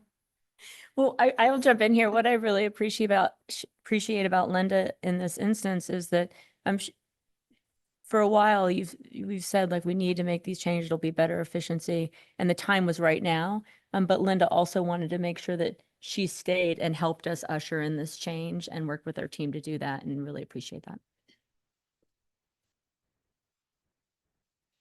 So what we've decided to do is take the city's executive management team, which is often referred to as EMT, and put them in affinity groups. We were having a hard time organizing a group that large to get the outcomes we need to deliver better services. It became increasingly hard to get the 16 people we needed in the room at the same time to make a decision. And those decisions didn't necessarily encompass all the departments who were part of those meetings. So our approach moving forward is to put the shared services organizations together, the community programs together, policy and external affairs, and infrastructure and public safety. So I'll stop there for any questions. Madam Mayor, Colin, let me see. Courtney, so in the budget book, There's FTEs flying all around. And it feels like the net effect of this is effectively 6 new positions and I think around a 700,000 ongoing impact to the general fund. I just want to confirm those figures. Madam Mayor, Council President, the impact of the flying around of FTEs is a total investment of 6 FTEs, 750,000, which represents 0.3% of the general fund budget. And what I want to just touch on here is instead of what another city may have done and just tacked on more positions on top of positions, we took our own direction seriously when it came to seeing what we could do with the resources we have to deliver the best services we can. So the flying around of FTEs is an intentional, fiscally responsible move to use the best resources we have. And to do so, we had to move FTEs throughout the organization. You have a follow-up? Not right now. Okay. Councilman. Madam Mayor, Courtney, thank you. So just to clarify, so now will the Arts and History Director report to this particular person at the mayor's office, or is this particular person their liaison? Walk us through what that reporting structure looks like. Sure, Madam Mayor, Council Member, I just want to put a pin in this to say, we believe this will help address the city, but the mayor's philosophy is to build, measure, and learn. So if something's not working, we will address it, but currently is our intent to put a position over shared services, over community programs, over these other 2 affinity groups within the mayor's office to do several things, bring the departments together, particularly when it comes to external service delivery, and to reduce the span of control. These positions ultimately still report to the mayor and the chief of staff, but we have added a senior layer of management in this space. Madam Mayor, Courtney, so currently, as I understand it, our directors report to you and you report to the mayor.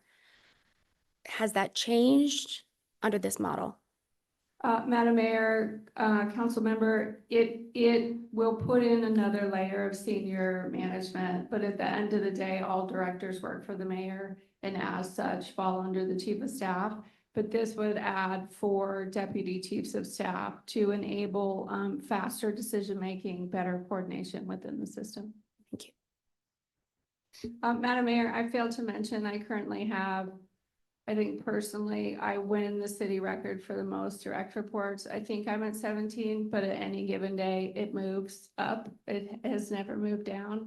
So we're hoping this helps the directors get what they need in a more efficient way, and then helps us get what we need from the departments, which is much more coordinated planning and collaboration on those more complex problems the city is facing. Madam Mayor, Mhm. I was just going to ask if there was more slides that were related to this. It looks like there's one more. Mhm. Okay, I'll hold my question. So I just wanted to take a minute on the new Department of Organizational Effectiveness. The city of Boise is really behind in this space. Most other cities have these type of departments. One, to make sure that these are core functions that exist within the city outside individual departments. And it's really where we hope to bring you I wouldn't say improved, but better, crisper information in regards to community expectations on project delivery and management. So this is just a slide to break down some of those pieces that we hope to consolidate within this new department. Madam Mayor. Mhm. Courtney, are there individuals, personalities that council might know that might be fits that you're at liberty to discuss who could be in? Well, position and like I'll this? jump in here too. Most of these people are already employed by the city of Boise. We're moving them around to consolidate it. So you all see Kyle Mhm. from time to time, innovation. He and his team have helped with all sorts of process improvements. He's in my office, but really because there was no better place to keep him and his team. And this brings his work together with the portfolio managers so I see Wendy in the background. And when we developed these to ensure that we wanted to have project managers, not program managers, sorry, project managers to help like shepherd larger projects, modern zoning code, for instance. There was no place to put them, so they were put in the mayor's office. We're moving those into this clustering. So we looked, as Courtney said, at how we can efficiently meet today's needs with a more modernized business environment in the city, and moving people out of the mayor's office that was really a holding place into better positions to serve the full city made sense. And so when you think Wendy, Kyle, you saw Sam, who was our fellow, she's moved on, but she would have moved. Christine, who has led so much of this work, is part of this. So we're taking existing folks and creating an office that will outlive one administration. With that, Madam Mayor, I believe that concludes my slide, so I'm happy to stand for questions before I turn it over to public safety. Madam Mayor, go for it, Lucy. Courtney, thanks for the flow chart. That's very, very helpful. One of the questions I had is that there seemed to be folks that, or things that were being eliminated, then we're adding things. Can you talk to us about which positions are being eliminated in order to make this work? If any.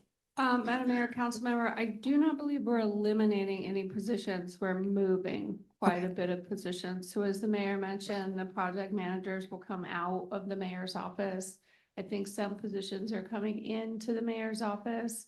I can go back to the FTE ads, but the Department of Organizational Effectiveness is a mix of new FTEs and existing positions within the city. I wish I could come up, we tried this and failed, like the diagram of who's going where. And then in order not to get too distracted, it's really about the impact, not about the mechanism regarding how we moved around. As I mentioned earlier, the cleaner way to do this in terms of the budget book is just to add a bunch of FTEs, but the city chose to consolidate and be more efficient with the resources we have. Madam Mayor. Courtney, could you go back a slide? Sure. I guess I want to caution myself and council members as well about getting too involved in operations. I really do believe that it's the mayor's office job and your job to figure out what is the best organizational, structure for you to manage all the staff and all the employees. And I don't want to poke around in that too much. But I do know that like change can be difficult.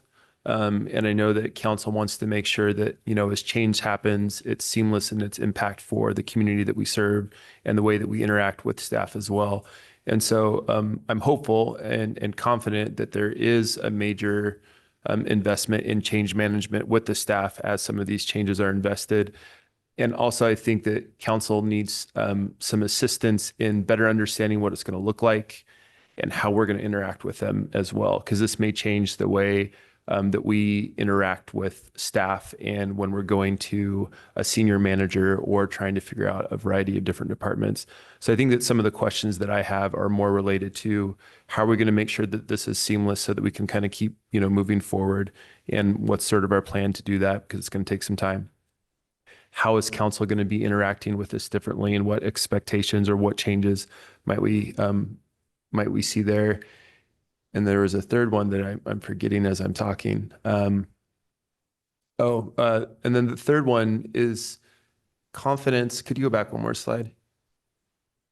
Confidence that as we do split into these groups that make a lot of sense to me, that we also ensure that these groups don't become more siloed in these different areas. My hope, and I think about mental health as a really good example, is that our library, police, and fire are sort of leading the way when it comes to some of these services.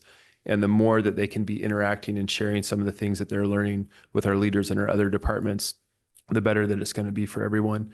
And so I think that this is the other area of concern. And again, I don't want to get into it too much because I think this is a management and an operations thing, but I just want to make sure that as we make these changes that we don't move into silos that aren't interacting and making it so it's more difficult for some of our departments to interact with each other. Yeah, I'll jump in here. This is designed to make it easier to deliver things more quickly. If you could go back to that slide. I'll be meeting with all these affinity groups. They will be closely aligned and have opportunities to work across sectors. And this breaks the gatherings down, as you likely know, like you've got a group of folks that are working towards shared goals. You can do a lot more with 4 people in the room than 20 people in the room. And then there are the right opportunities to then link the rooms when needed. This is all designed to be able to do that cross-sector work in a more modern city, in a more efficient way, and more quickly. And I want to highlight the shared services too. Like this is the backbone of, it's the structure for how we deliver the product to the community, and getting those together with org effectiveness in a planning way will help serve each of the other affinity groups as well as we deliver service. Madam Mayor, Councilmember, if I could just build on your comments associated with change management. The city of Boise is very, very interested in change management and that process. As such, we have spent quite a bit of resources in that space. And the goal in particular in this last slide is to bring those resources within the city, because we want to have that knowledge and that evolution on staff and reduce the reliance on consultants. And if at any time the council believes it wants to be part of that stakeholder change management approach, we're happy to accommodate that. Madam Mayor. Courtney, thank you very much for explaining and going through the slides of how our new, the new organization. I think managing that span of control, as you mentioned, is really critical, and it looks like it's a really great process of what we're moving forward to. I just have a quick question on the organization effectiveness. And if you can maybe just give us some examples of within this department, what we're hoping to see for like data analytics or performance management. If you have maybe just a couple examples you can share with us. Sure. Thank you. Madam Mayor, Councilmember, I'm gonna start talking, and if you see strange looks happen behind me, it means somebody knows more about this than I do, which is fine. But particularly in data analytics, a good example would be we have data analysts spread throughout the city producing different results, which is making it really hard for us to bring that data together to help you make informed decisions. Relying on that data. As you can imagine, if someone produces apples over here and somebody's got oranges over here and somebody doesn't have anything over here, it makes it more challenging for us to bring you a representation of what's happening in the city as a whole. So that is one example of what we're hoping this will address in this consolidation. Great, thank you. Now, the deputy chief is with us today.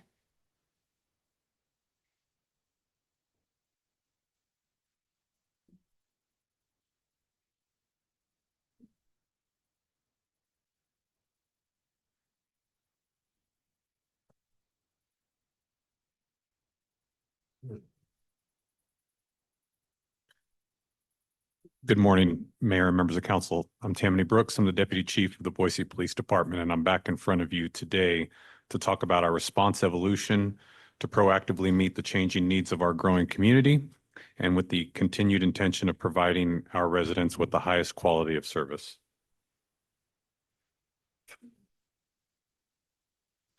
The topics I'm going to be covering for you this morning are how our staffing is allocated throughout the police department, response models to calls for service, including the utilization of non-sworn positions in the police department, an overview of our traffic unit, and then a quick point looking out 10 years from now.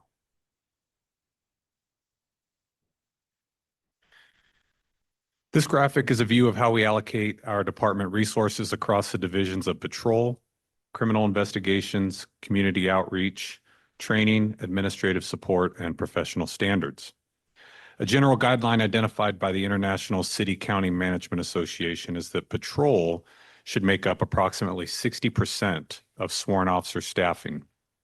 When fully staffed, we only commit 53% of our officers to our patrol division. And the reason for this discrepancy is because we are unique in the sense that we allocate about a third of our officer staffing to our community outreach division. And this longstanding history of dedicating more officer resources to address community concerns in a proactive way helps keep crime rates low and is what we believe has allowed Boise to continue being one of the safest cities in the nation. As you're aware, the Boise Police Department has authorized 337 sworn officers, and that includes everyone from the chief of police down to the most recently hired new officer. And just between the time Chief of Staff Washburn presented and myself, we've actually gone from 35 vacancies to 34. So we're on an upward trend. But that equates to a 10% vacancy rate.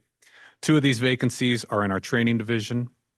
2 are in our criminal investigations division. 10 are in our community outreach division.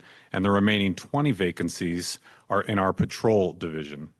And recruitment, hiring, and retention continue to be a priority, and we are seeing fantastic results because of it.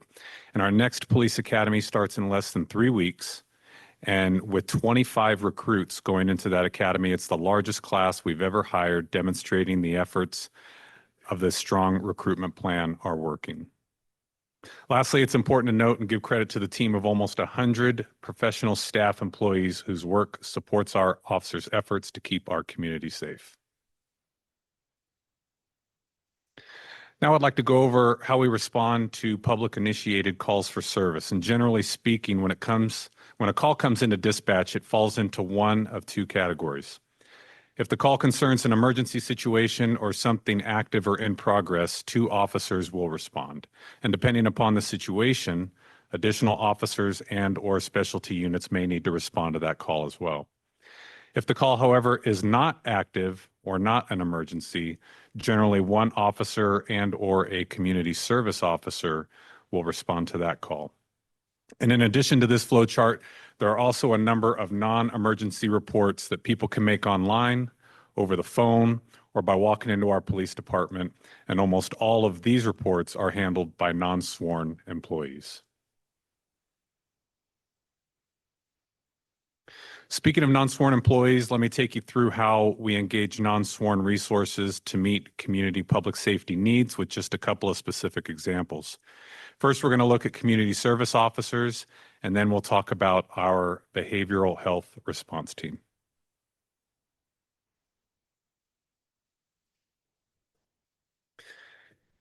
As I mentioned previously, community service officers, also known as CSOs, are able to respond to calls for service when there is no threat of a suspect being on scene or to assist with other duties as needed. To demonstrate how valuable CSOs are, in 2023, they responded to over 2,600 calls for service and wrote over 2,600 reports as well. And so far this calendar year, CSOs have responded to over 1,400 calls for service so far and have written over 1,300 reports.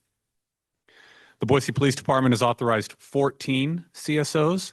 We currently have 2 supporting our investigations division, 8 in patrol, and we have 4 vacancies. However, with that said, we have 3 CSOs slated to start work and begin their training on July 1st, bringing our vacancy to 1. Staffing levels for this position are outlined in the collective labor agreement. And back in 2022, the city and union both agreed to change the number of CSOs that could be utilized from a set number of 16 to a ratio of 1 CSO for every 13 sworn officers, which means with our current authorized sworn number of 337, we could grow the number of CSOs to 26.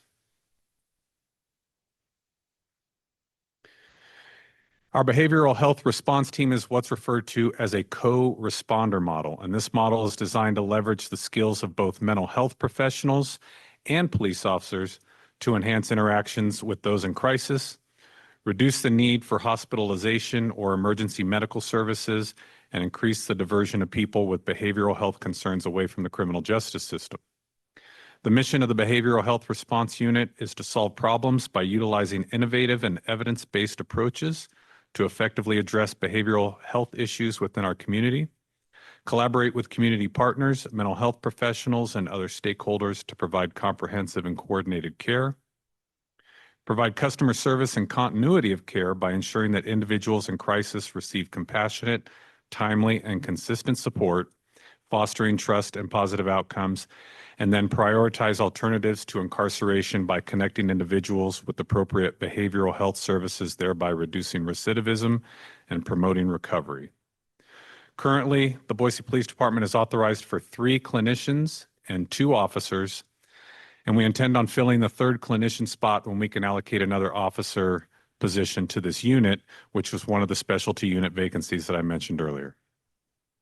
As another example of the value brought by our non-sworn responders in 2023, our behavioral health response team followed up on over 2,000 calls for service that had a mental health concern to help connect people with long-term solutions.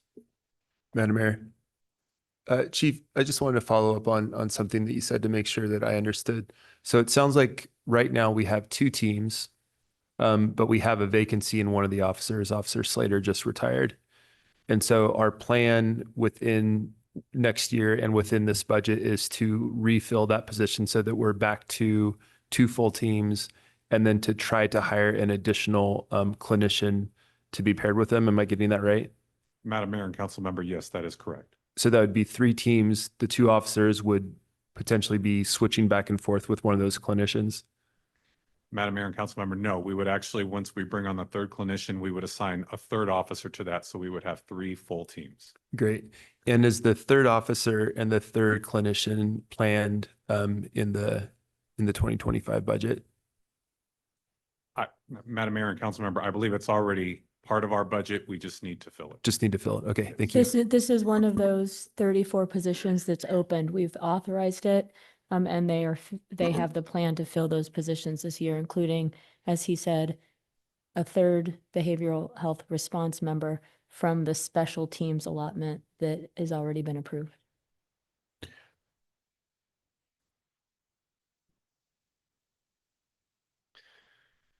The mission of the Boise Police Department Traffic Unit is to enhance public safety and improve the quality of life for our residents by reducing traffic-related incidents. And their efforts to accomplish this include providing information and resources on traffic safety to promote safe driving behaviors, visible enforcement to deter traffic violations, investigate and identify causes of traffic collisions and implement preventative measures when possible, and to target impaired driving through directed enforcement and operations. Our traffic unit today has 15 officers and 2 sergeants. 10 of those officers and 1 sergeant are assigned to traffic enforcement, while the other 5 officers and 1 sergeant focus primarily on impaired driving enforcement. And in addition to those duties, they all respond to and investigate and issue citations as necessary at vehicle collisions, respond to community requests for targeted patrols, and provide education on traffic-related issues. In preparation for this presentation, we sought information from our previously identified peer cities to inquire what the staffing levels were within their respective traffic units, and only one of those cities responded to our request prior to today.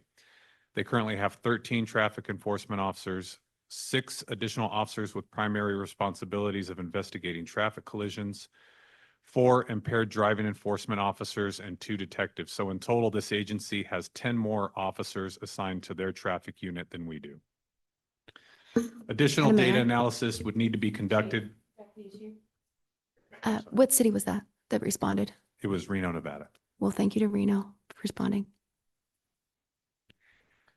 Additional data analysis would need to be conducted, but preliminary numbers appear to support having a traffic unit of this size to address our traffic enforcement efforts. Madam Mayor. Chief Deputy, or Deputy Chief, excuse me.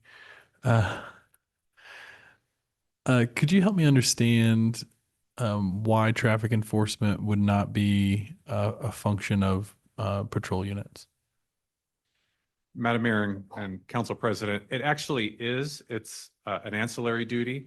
So regular patrol are generally responding to calls for service, 911 calls, and other issues going on in the community. But as part of their discretionary time, they can conduct traffic enforcement. And looking at some of our data from previous years, approximately 50% of our traffic stops are conducted by our traffic unit, and the other 50% are conducted by people in patrol. So it is a function that they do. It's just not their primary function. I understand. Could you help me understand who do we send? Is it a patrol unit? Is it traffic unit? When there is a report in for a automobile wreck that doesn't involve any injuries? Madam Mayor and Council President, generally we respond, well, depending upon whether or not a traffic unit is available, they could respond, and if not, then we would send a patrol officer. Do we have any data on how frequently or like how much of an officer's time is being committed to responding to these types of incidents where there's no injury, no immediate threat to public safety, maybe just people want a witness there for insurance reasons? Madam Mayor and Council President, I don't have that information in front of me. I can tell you that on average, we respond to approximately 2,400 collisions a year. But as far as the amount of time dedicated to each one of those and whether they're injury or non-injury, I don't have that information available right now. Okay, thank you.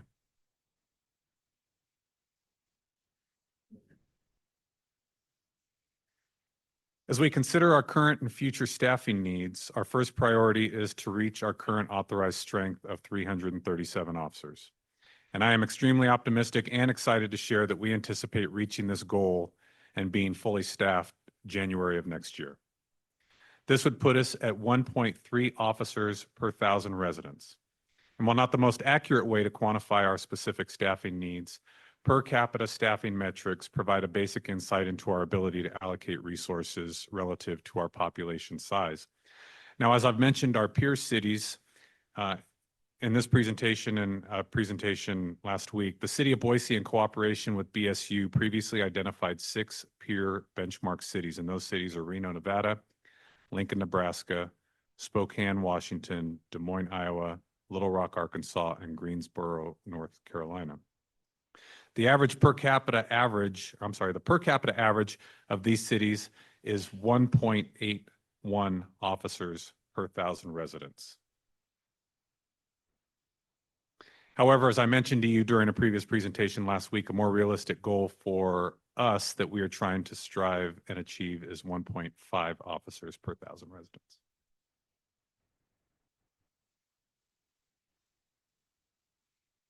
And in conclusion, something that will bring all of this together into a strategic plan is the facilities plan that we are currently building in partnership with Public Works. And in addition to the facilities, this plan will be data-driven and include community engagement to set us up for our future facilities, staffing, and technological needs.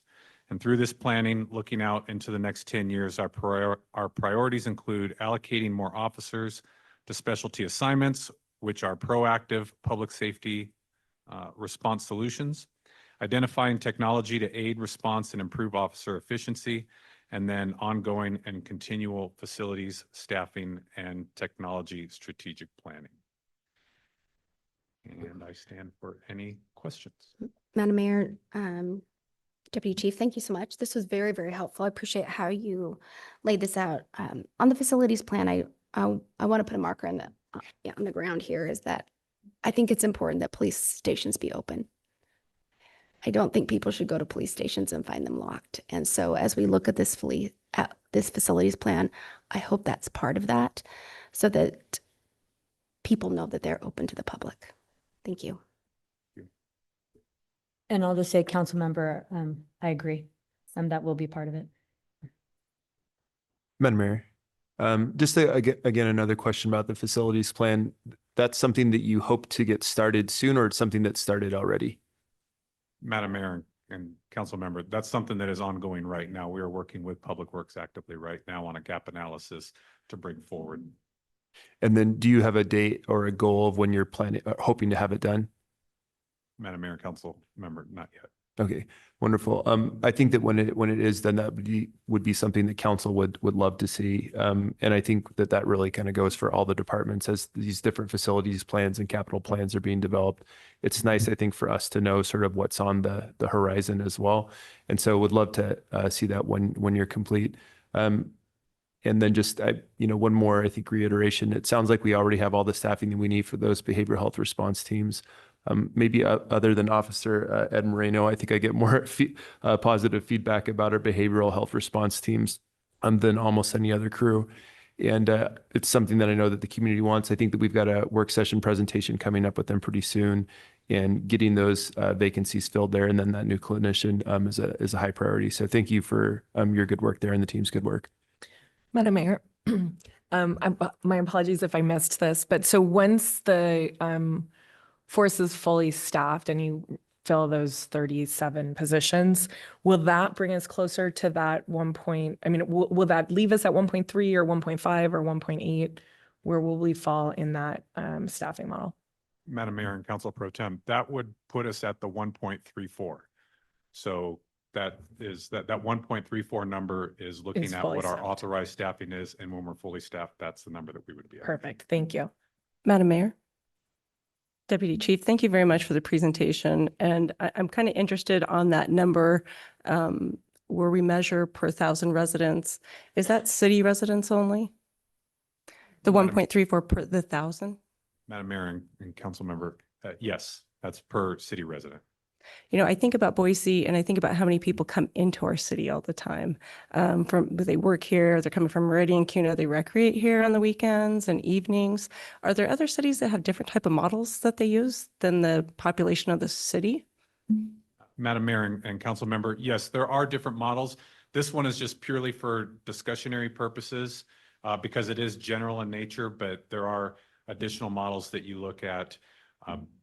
Daytime population versus nighttime, the amount of workload, the number of calls for service, crime trends, which gets more granular as to what the needs are. And that is something that we could bring forward also. Thank you. Thanks. I just got a notice that Councilmember Morales has his hand raised. Yeah, Madam Mayor. Of course, some lawn mowing just started happening next to me, so hopefully you can hear me okay. I just wanted to make a comment regarding our staffing per 1,000 residents. I really appreciate data being shared on those peer cities, those 6 peer cities. And I think, noting that goal is 1.5, I think aspirational makes me think, well, that is the next goal. But looking at those peer city data, we have a couple cities that are outliers in Little Rock at 2.9. That kind of pulls that average a little bit. The mean would be more 1.4 to 1.7. So I think our goal is kind of, I think is more reflective of probably of the peer cities that we want to try to aspire to set goals. So I just kind of wanted to make a comment there that we have this goal 1.5, and I don't know if aspirational is quite the correct term if we're saying that beyond that goal we want to aspire to 1.8. I don't know if that's quite how I feel, so I just kind of wanted to make that comment. Thank you. All right, thanks, Chief.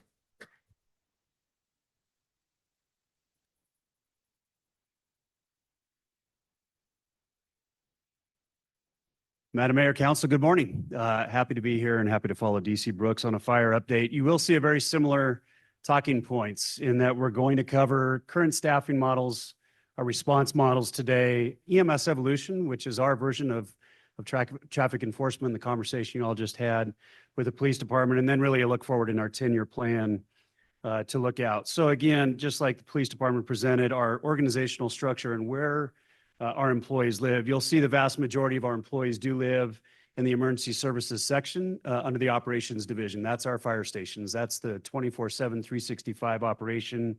We also have our training division, our special operations division. I'll just pause there for a second. That's hazardous materials. That's our city team that also is our regional team covering 4 counties. So Elmore, Ada, Valley, and Boise. That's a state resource as a regional team. We do get reimbursed for those responses, but it does go beyond the borders of our city. And then we also have our technical rescue team that's predominantly housed out of Station 7, just east of the airport.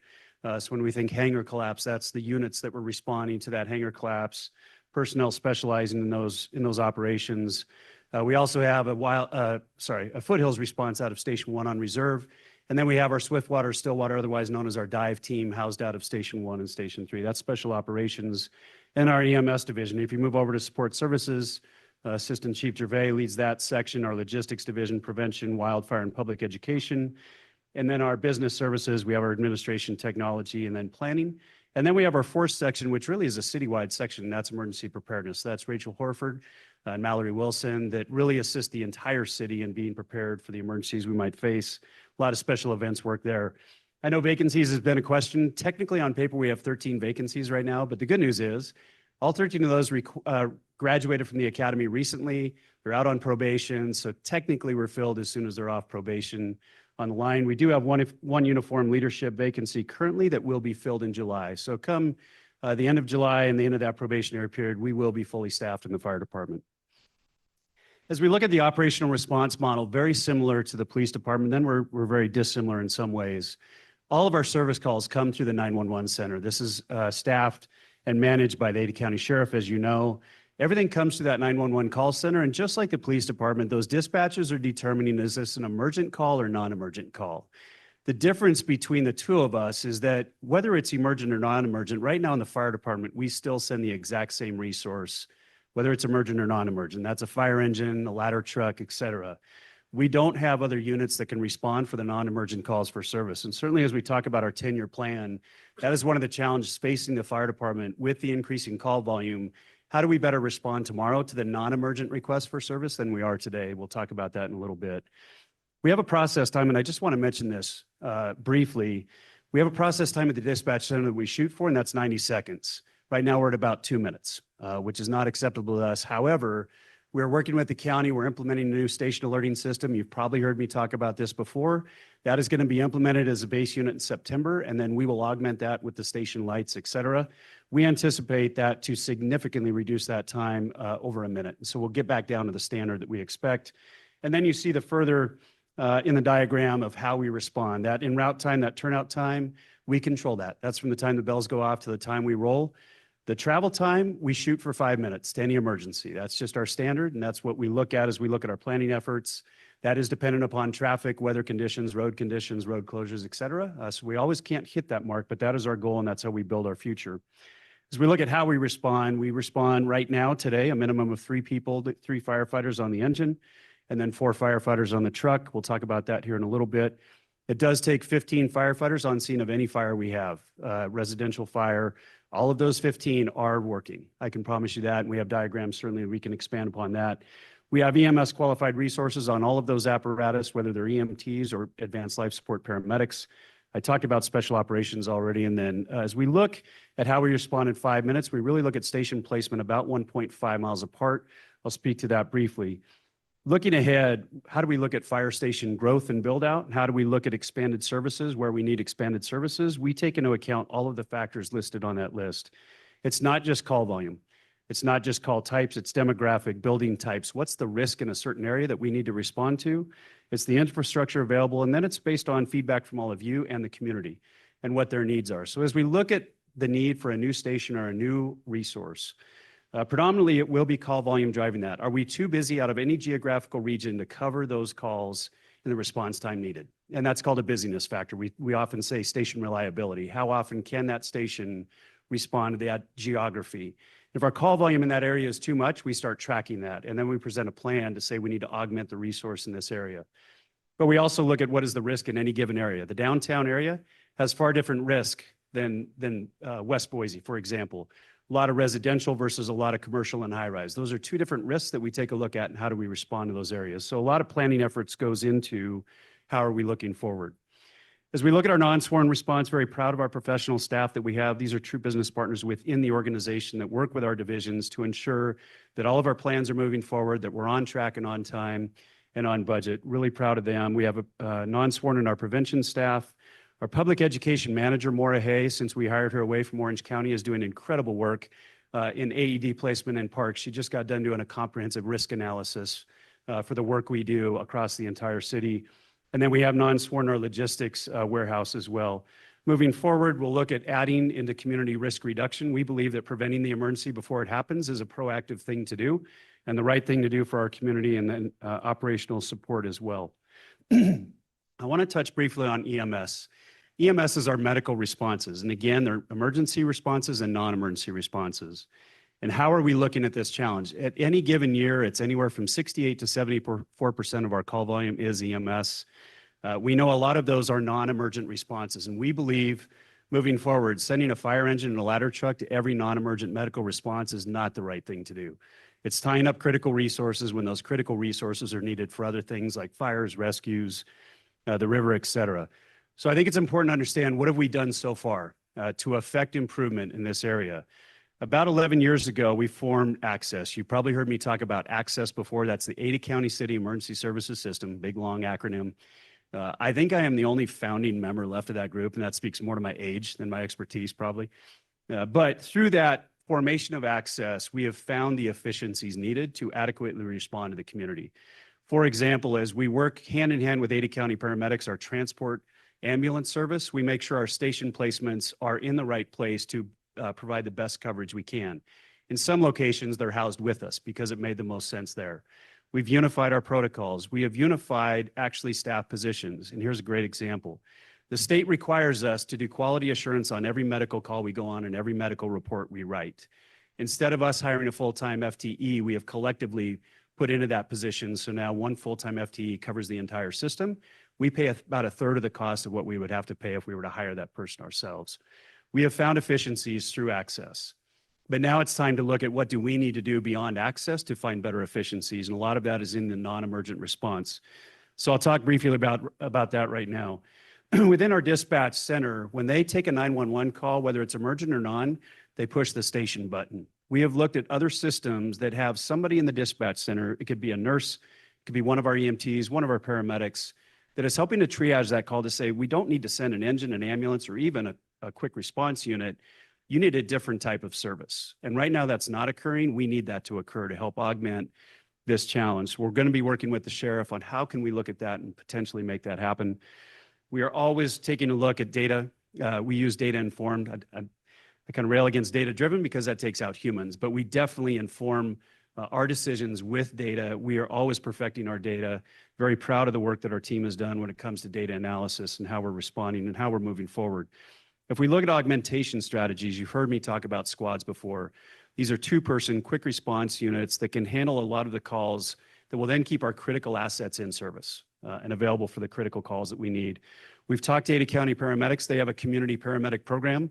Right now, they have one community paramedic on per day to respond to the entire county. Community paramedics go out and mainly take care of the chronically ill people that call 911 that don't need a ride to the hospital.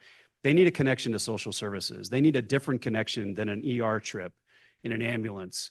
We have been working with Ada County on how do we expand that within our city to where we can maybe partner with them and expand that community paramedic program. It's been very successful here and other places. We believe it's an area that we can look at. And then as we look at the integration of non-sworn positions, those community care coordinators really are going out to do preventative education. So if we look at our falls, we go on a lot of falls every year, people that fall down. A lot of that is the elderly population. Can we get out there and proactively educate in those communities to prevent some of those falls in the future? We feel that that's very good investment in our community and in helping to reduce or maintain our call volume and not see it rise drastically. As we look at our 10-year plan, I'll just talk briefly about this. And Councilmember Halliburton, I appreciate you mentioning it. We have spent the last 3 years working very hard at trying to look to the future and understand our future a little bit better. Taking into account what was already done when I first arrived here, there was a study just being concluded by Emergency Services Consulting that was looking at our department and where we probably need to go to. We engaged in the city process on the new modern zoning ordinance and looking at how we play into that and where's the growth going to occur. And then also looking internally and where do we need to improve. So as we look at strategic resource allocation, we do look at future stations. Right now, it's predominantly in the south. We think that's where the city's going to grow, but we don't know. But we do have plans in place that to address when we grow in a certain area, we are ready to articulate to you what we need based on the growth that we see. The supplemental response units we've talked about already, and those are the squads. I want to address the 4-person staffing on the engines. You've heard us talk about that before. That is a very high priority for the department to get us to 4-person staffed engines. There's a very specific reason for that. It's not just to add more firefighters. It's to allow our engines, our engine companies to get to work faster when they show up to a fire. We have a hard rule, 2 in, 2 out. You never go into a fire unless you got two on the outside that can rescue you if you get in trouble. Four-person engine companies allow us to get to work as soon as we show up, as opposed to waiting for that next engine to arrive to where we can then get to work. So very important for us as we move forward. I want to just mention Safer Grant. This is something we've been working with the mayor's office and Eric Villamori on, an opportunity that we have before us. This is a federal FEMA grant. It is being reauthorized again this year under the Biden administration, where they will actually cover the first 3 years, 100% cost of firefighters that you hire to then either augment your service or get your service back to where it was if you had to shut down the station. That's the whole goal of the Safer Grant program. I mentioned it as a possibility for us moving forward. In our supplemental response, we talk about fire and medic squads, community paramedics. We are also trying to move towards EV where it makes sense for us and hybrid where it makes sense for us. Unfortunately, in our larger apparatus, they're not there yet. Fire engines and the ladder trucks, I imagine they will be someday. The technology just hasn't evolved yet to that point, but we'll continue to track that and look at that. And then in technology, really looking at predictive analytics, we have partnered with a tool that helps us understand where to put those next resources using historical call volume data and also projected growth data and population. And that's giving us a better idea of pinpointing those locations where we need to add resources and stations. We're always looking at augmented reality training. It's a tool that, honestly, I probably can't handle that headset in my eyes all the time, but I know our generations have grown up with that, and that's another way to train. We're looking at that. Advanced telematics, smart PPE, et cetera. I will throw this slide up, and I'll just preface it. This is a slide of information. I just listened to the discussion with DC Brooks on this. And this is just one model to look at how are we doing compared to our peer cities. It was identified in the report of the consulting report that I mentioned earlier.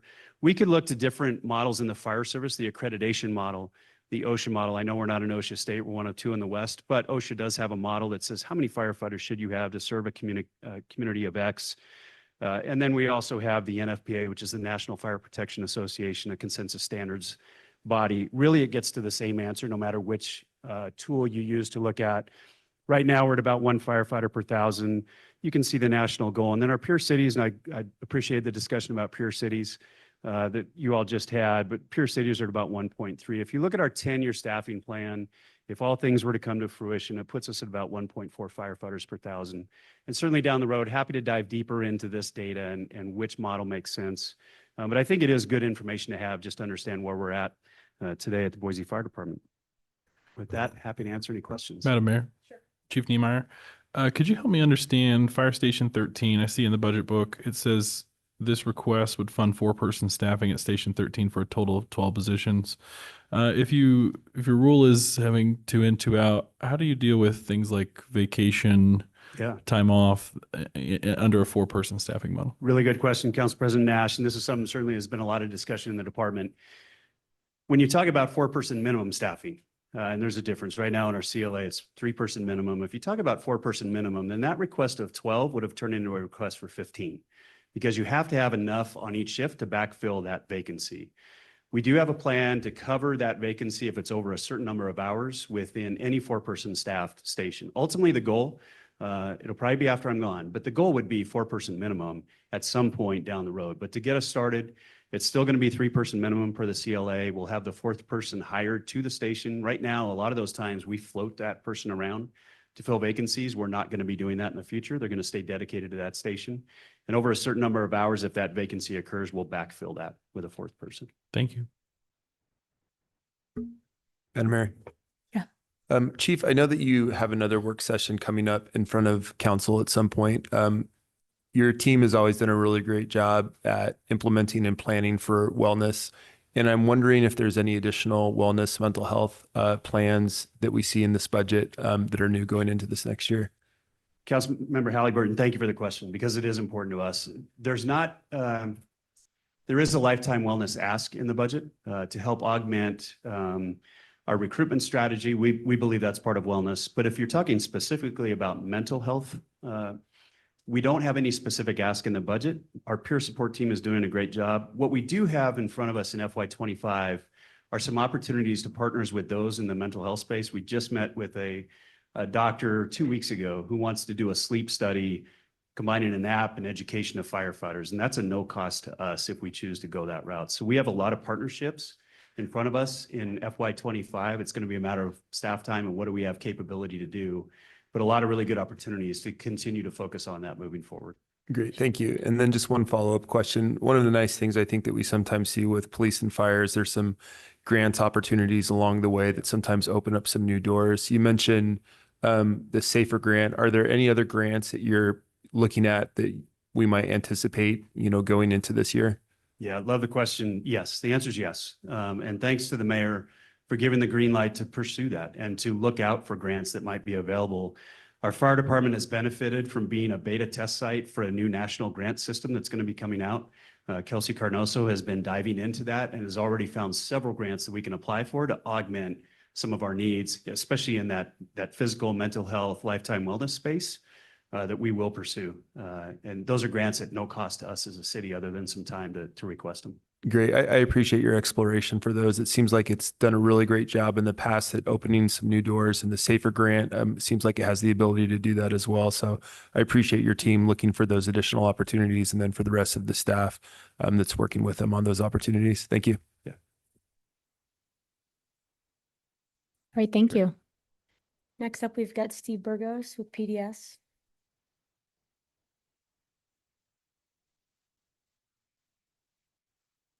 Morning, Madam Mayor, council members. I'm Steve Burgos. I'm the Interim Planning and Development Services Director. And we had two items that came out of the, two follow-up items that came out of the first workshop, budget workshop for Planning and Development Services. The first was related to pathways, and the second one was related to permit review times. And rather than me stumbling and trying to answer the questions, I thought it might be easier just to bring up our subject matter experts. So I'm going to turn it over to Tessa Grieger first for the update on pathways. And then she'll be followed by Jason Blaze, who'll give you information on permit review times. So I'll turn it over to staff.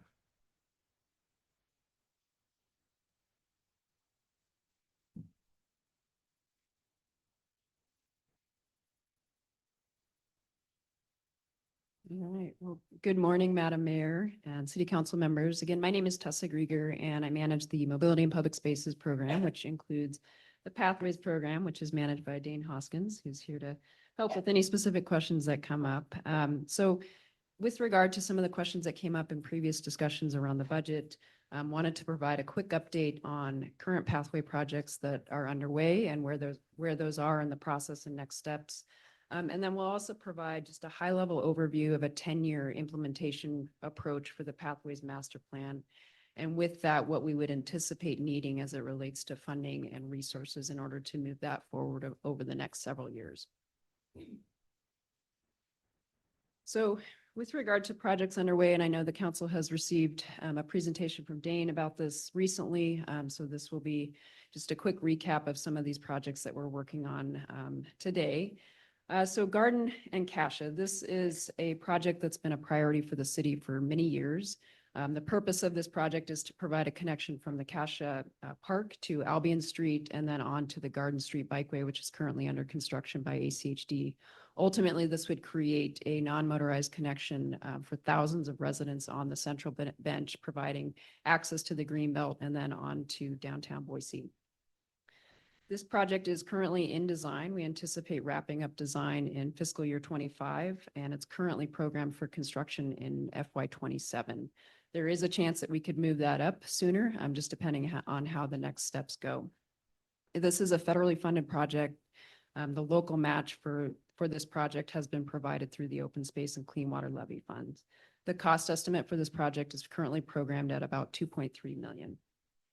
And then next steps for this as we continue design will be public engagement, and we will be bringing back another scope of work from our consultants, JUB, to advance the next phase of final design. Next up, the Federal Way Bikeway, which will provide a key connection from the Federal Way Bike Path to Broadway and specifically to the Leadville Bikeway, which runs parallel to the Broadway Avenue corridor and provides a direct connection all the way to the Greenbelt and then again to downtown Boise.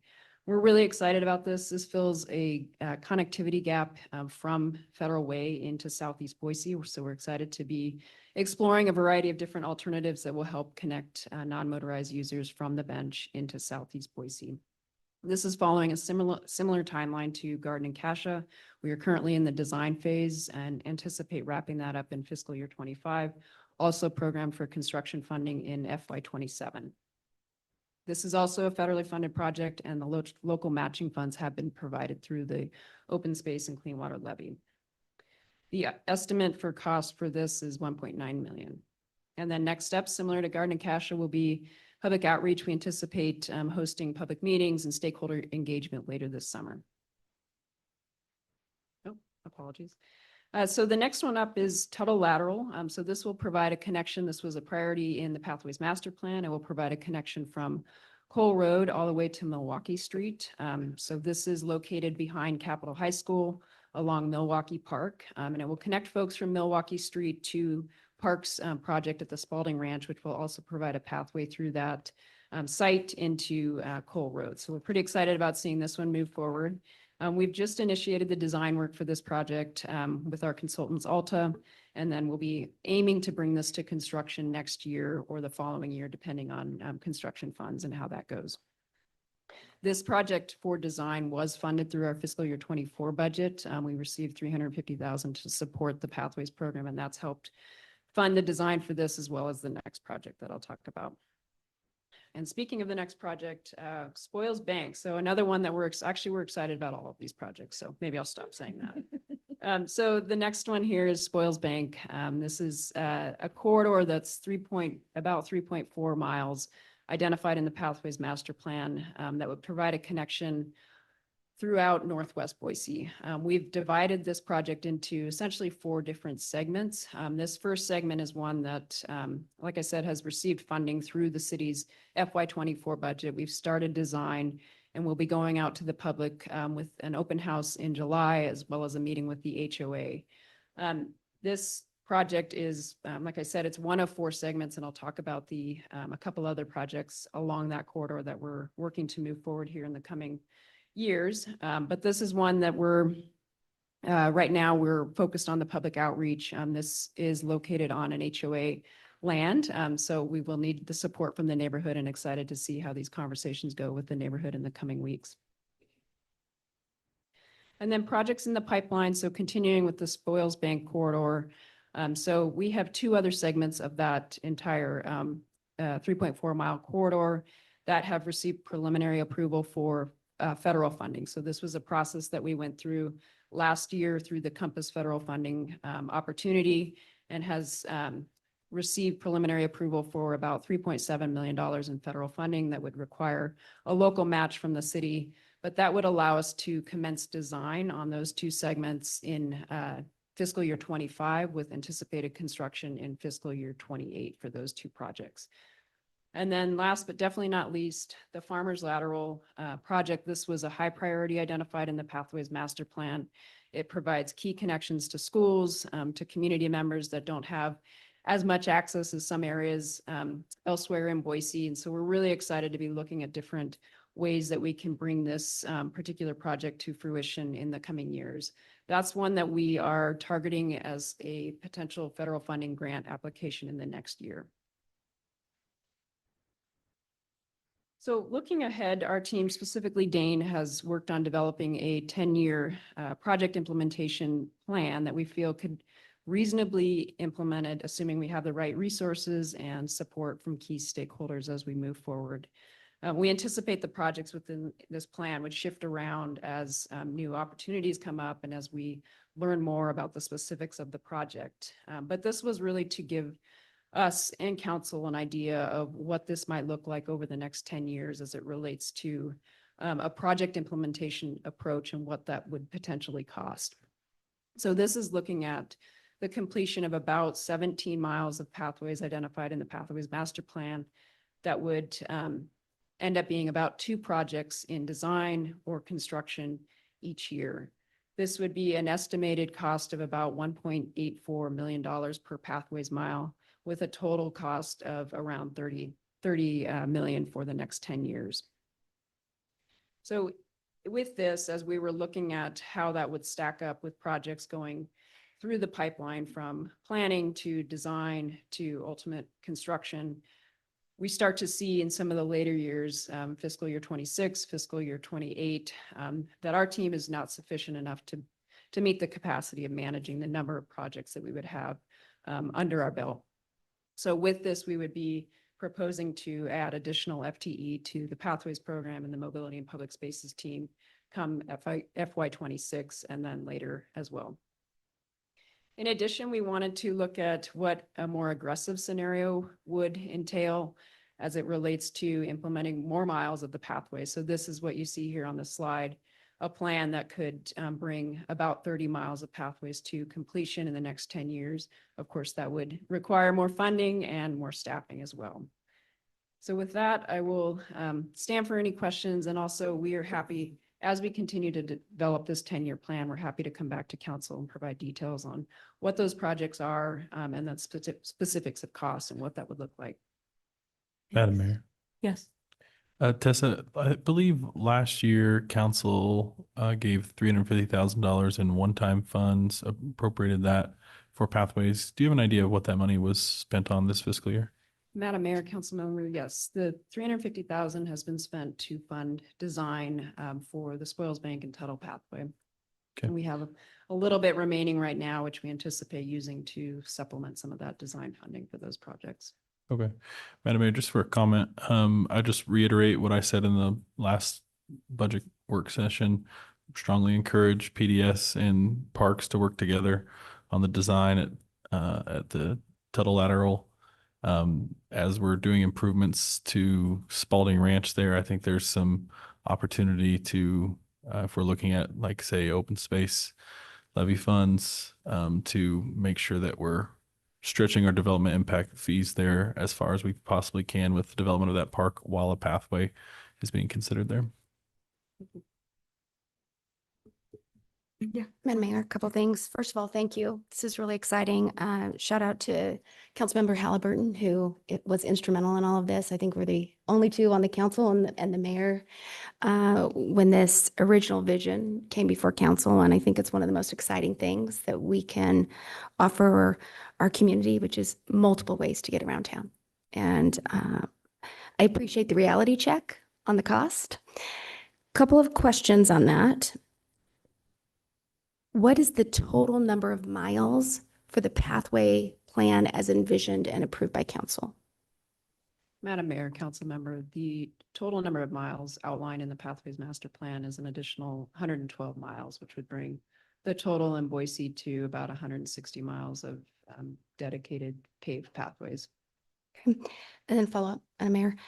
And then you've done an excellent job of outlining, what we've got going on. Can you remind us and refresh our memories on why these were picked versus other areas and how that project management will look going forward?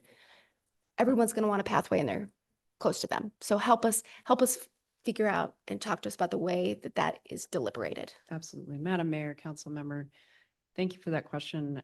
So first, to start with the Pathways Master Plan, within that there was a prioritization process and prioritization framework that led to a list of projects that could be implemented in the near term and a ranking essentially for how those projects would align with the different goals that were established and considered for the pathways, whether it's equity, providing access to folks that may not have access to a car, providing access to destinations, things like that.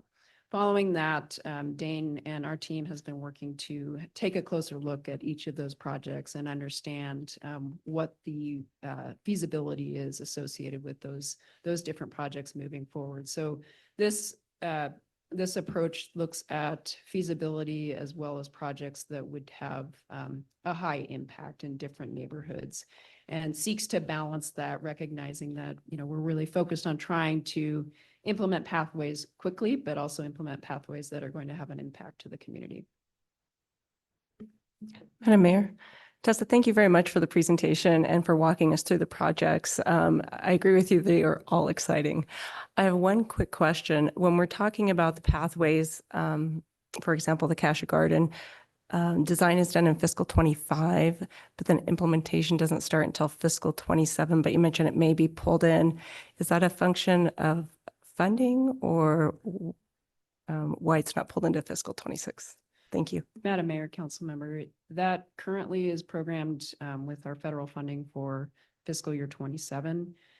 It would also depend on the schedule for when we have construction-ready documents and the ability to be able to construct that pathway during the time of year when the canal is not in operation. So we would likely need to be doing that in the winter timeframe when that water is off, essentially. So that kind of all factors into when the construction would occur. Madam Mayor. Thank you, Tessa. Thank you, Dane. I'm going to make an assumption that the 1.84 million dollars per mile of pathway is probably talking about a cement or a paved pathway.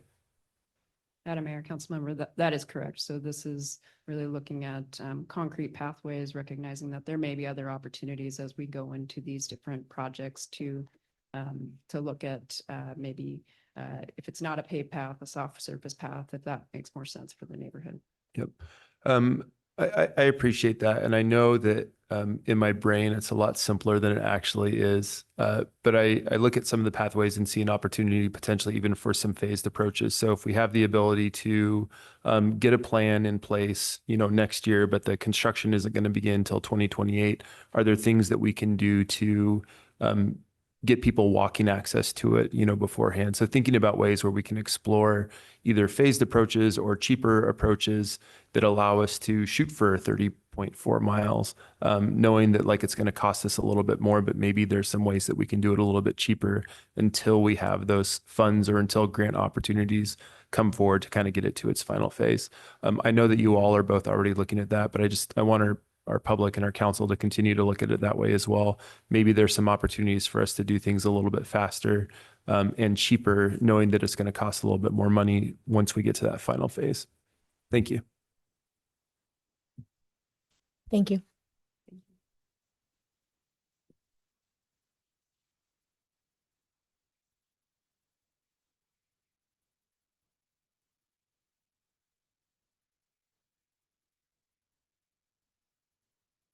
Good morning, Mayor and Council. Jason Blaze, building official and over the building division and planning development services. I was asked to kind of do a brief follow-up of our review timeframes.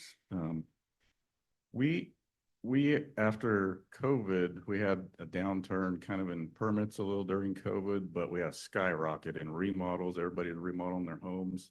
We had to kind of readjust of how we process permits, and then coming out of COVID, it just exploded. These were a record number of permits that we weren't meeting our timeframes, weren't meeting our targets. So over the last couple of years, we've been readjusting. One thing I wanted to explain is each permit type, we have levels, and some jurisdictions just put you in line, put you in one bucket, and as it comes in, they review it, it goes in one line. If you've got a kitchen remodel and you get behind a semiconductor building, that's not going to be a very good time frame for you. So we break them into these levels, and that gets you into tracks faster. And the way I can explain it best is think about the grocery store, right? Go into the checkout lane. If you got your few items, you're not going to go in the full family line with the full carts. You're going to go over here in the 5 or less or the 20 or less aisle. So that's kind of how we set up our permits. And we set up targets with a customer development group many years ago, targets for these different permit types. And at the time, this customer group was, if you can meet these targets 80% of the time, we're pretty happy. And that's where we established these levels on every different types of permits.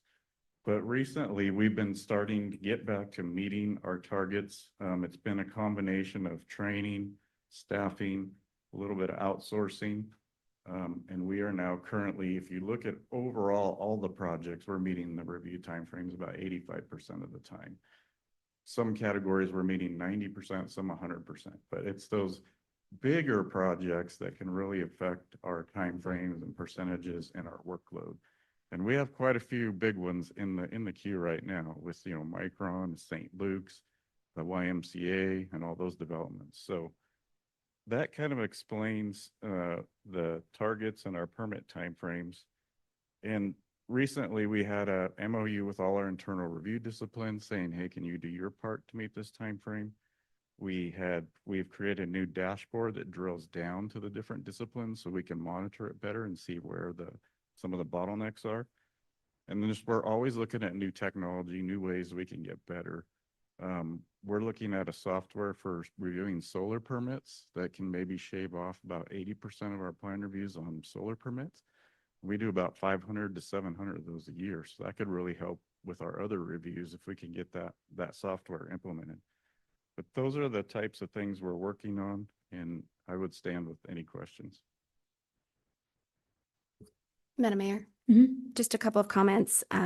Thank you. I appreciate the approach based on complexity. And we all know that time is money in construction. And also, when you want a project done, you want the project done. And so I really appreciate not only this information, but also just the very thoughtful and deliberate approach on who needs what in this process. So thank you. Madam Mayor. Thank you very much. This is really helpful too. And it's, I agree. I think having those different levels helps those projects probably move around a lot faster. Can you give us a quick example of how the additional resources that a big project like a Micron or the YMCA takes than a standard building? Just for our clarification. I'm going to jump in here. And I'd say, Jason, like a 30-second answer. It's very complex and not related to the budget necessarily. And I want to get us done before our lunch break. So if you want to do a quick 30 seconds, then we can do more later offline, not related to the budget. Sure. Madam Mayor, council member, say for like a standard commercial building, is that what you're looking at, or a single family commercial building? Yeah, most commercial buildings, we can get in like 30 working days or less on a review time. And commercial buildings route to a lot of disciplines. But when it comes to say a high rise or a downtown podium type building, those even take slightly longer because there's even more to look at, more to route to. Great, thank you. All right, thanks, Jason. Thank you. I'm going to call Courtney up for a quick wrap.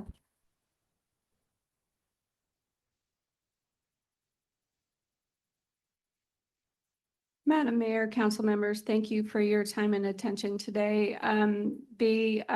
We, as an entire staff, appreciate the opportunity to go through the budget in all the phases of the process. So I believe the only question I captured, Eric is going to answer when he comes up, which is what is the fund balance in the housing fund? So he'll address that when he comes up. But with that, I would just stand for any remaining questions. Right, thank you. Madam Mayor, Mhm. compliments to Courtney and the team. Thank you so much. Thank you for all spending your morning here with us. I'm sure as we process this, we'll have some more questions. So be on the lookout for some emails.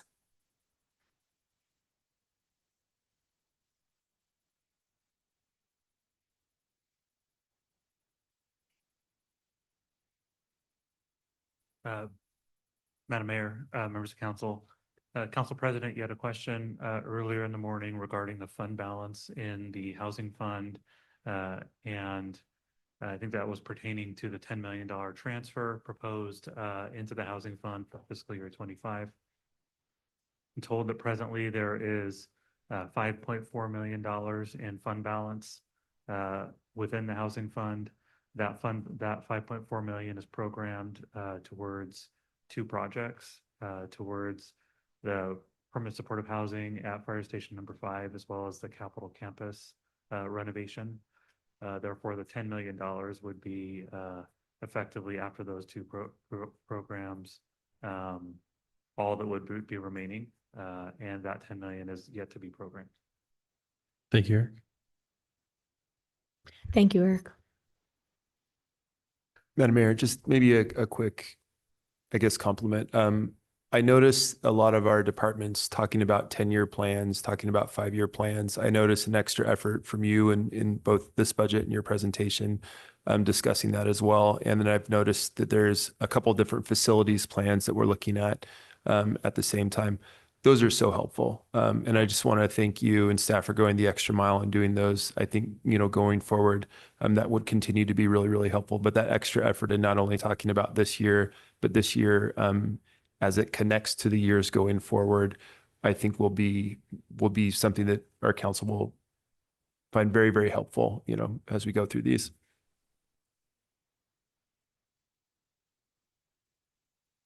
Very good. Thanks, Eric. I guess at this point, we'd be looking to council to make motions to advance this budget. The next stage in the process would be the public hearings. The public hearings are scheduled for July 16th.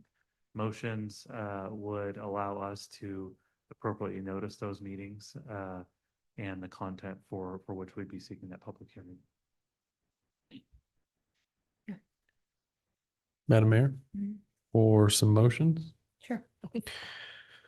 All right, bear with me, council. There's 5 of them. I move to refer the following items for consideration at the public hearing set for July 16th, 2024. Proposed fiscal year 2025 authorized staffing level changes by fund found on pages 112 through 121 of the budget book. Number 1, general fund, 27.9 FTE. Number 2, airport fund, 10 FTE. Number 3, geothermal fund, 0.25 FTE. Number 4, solid waste fund, 0.45 FTE. Number 5, water renewal fund, 13.10 FTE. 6, housing funds, 1 FTE. Second.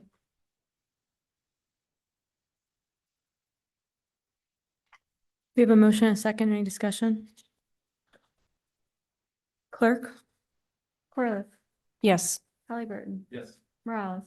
Yes. Nash? Yes. Stead? Yes. Willetts? Yes. All in favor, motion carries. Madam Mayor, I move to refer the following items for consideration at the public hearing set for July 16th, 2024. Recommendation to implement the proposed user fee increases of 5% or less and to submit the proposed user fees greater than 5% and newly proposed user fees found on pages 192 through 245 of the Second. budget book. We have a motion and a second. Discussion? Clerk? Corliss? Yes. Halliburton? Yes. Morales? Yes. Nash? Yes. Stead? Yes. Willetts? Yes. All in favor, motion carries. Madam Mayor, I move to refer the following items for consideration at the public hearing set for July 16th, 2024. Proposed funding allocations for the fiscal year 2025 contingency accounts found on page 124 of the budget book. Number 1, operating contingency, $750,000. Number 2, city council and strategic planning contingency, $470,000. Number 3, revenue neutral contingency, $250,000. And number 4, property tax contingency, $200,000. Second. Motion and a second. Clerk? Corliss? Yes. Halliburton? Yes. Morales? Yes. Nash? Yes. Stead? Yes. Willetts? Yes. All in favor, motion carries. Madam Mayor, I move to refer the following items for consideration to the public hearing set for July 16th, 2024. Proposed fiscal year 2025 major equipment, major repair and maintenance, capital recommendations, and percent for art as presented, including the use of the operating contingency for the operating impact of capital projects if applicable and necessary, found on pages 187 through 190 of the budget book. Capital fund, major equipment, major repair and maintenance, capital projects, including arts and history, information technology, library, mayor's office, office of community engagement, parks and recreation, police, public works, airport fund, geothermal fund, water renewal fund, Fleet Services Fund. Is the water renewal fund. Oh, is yours?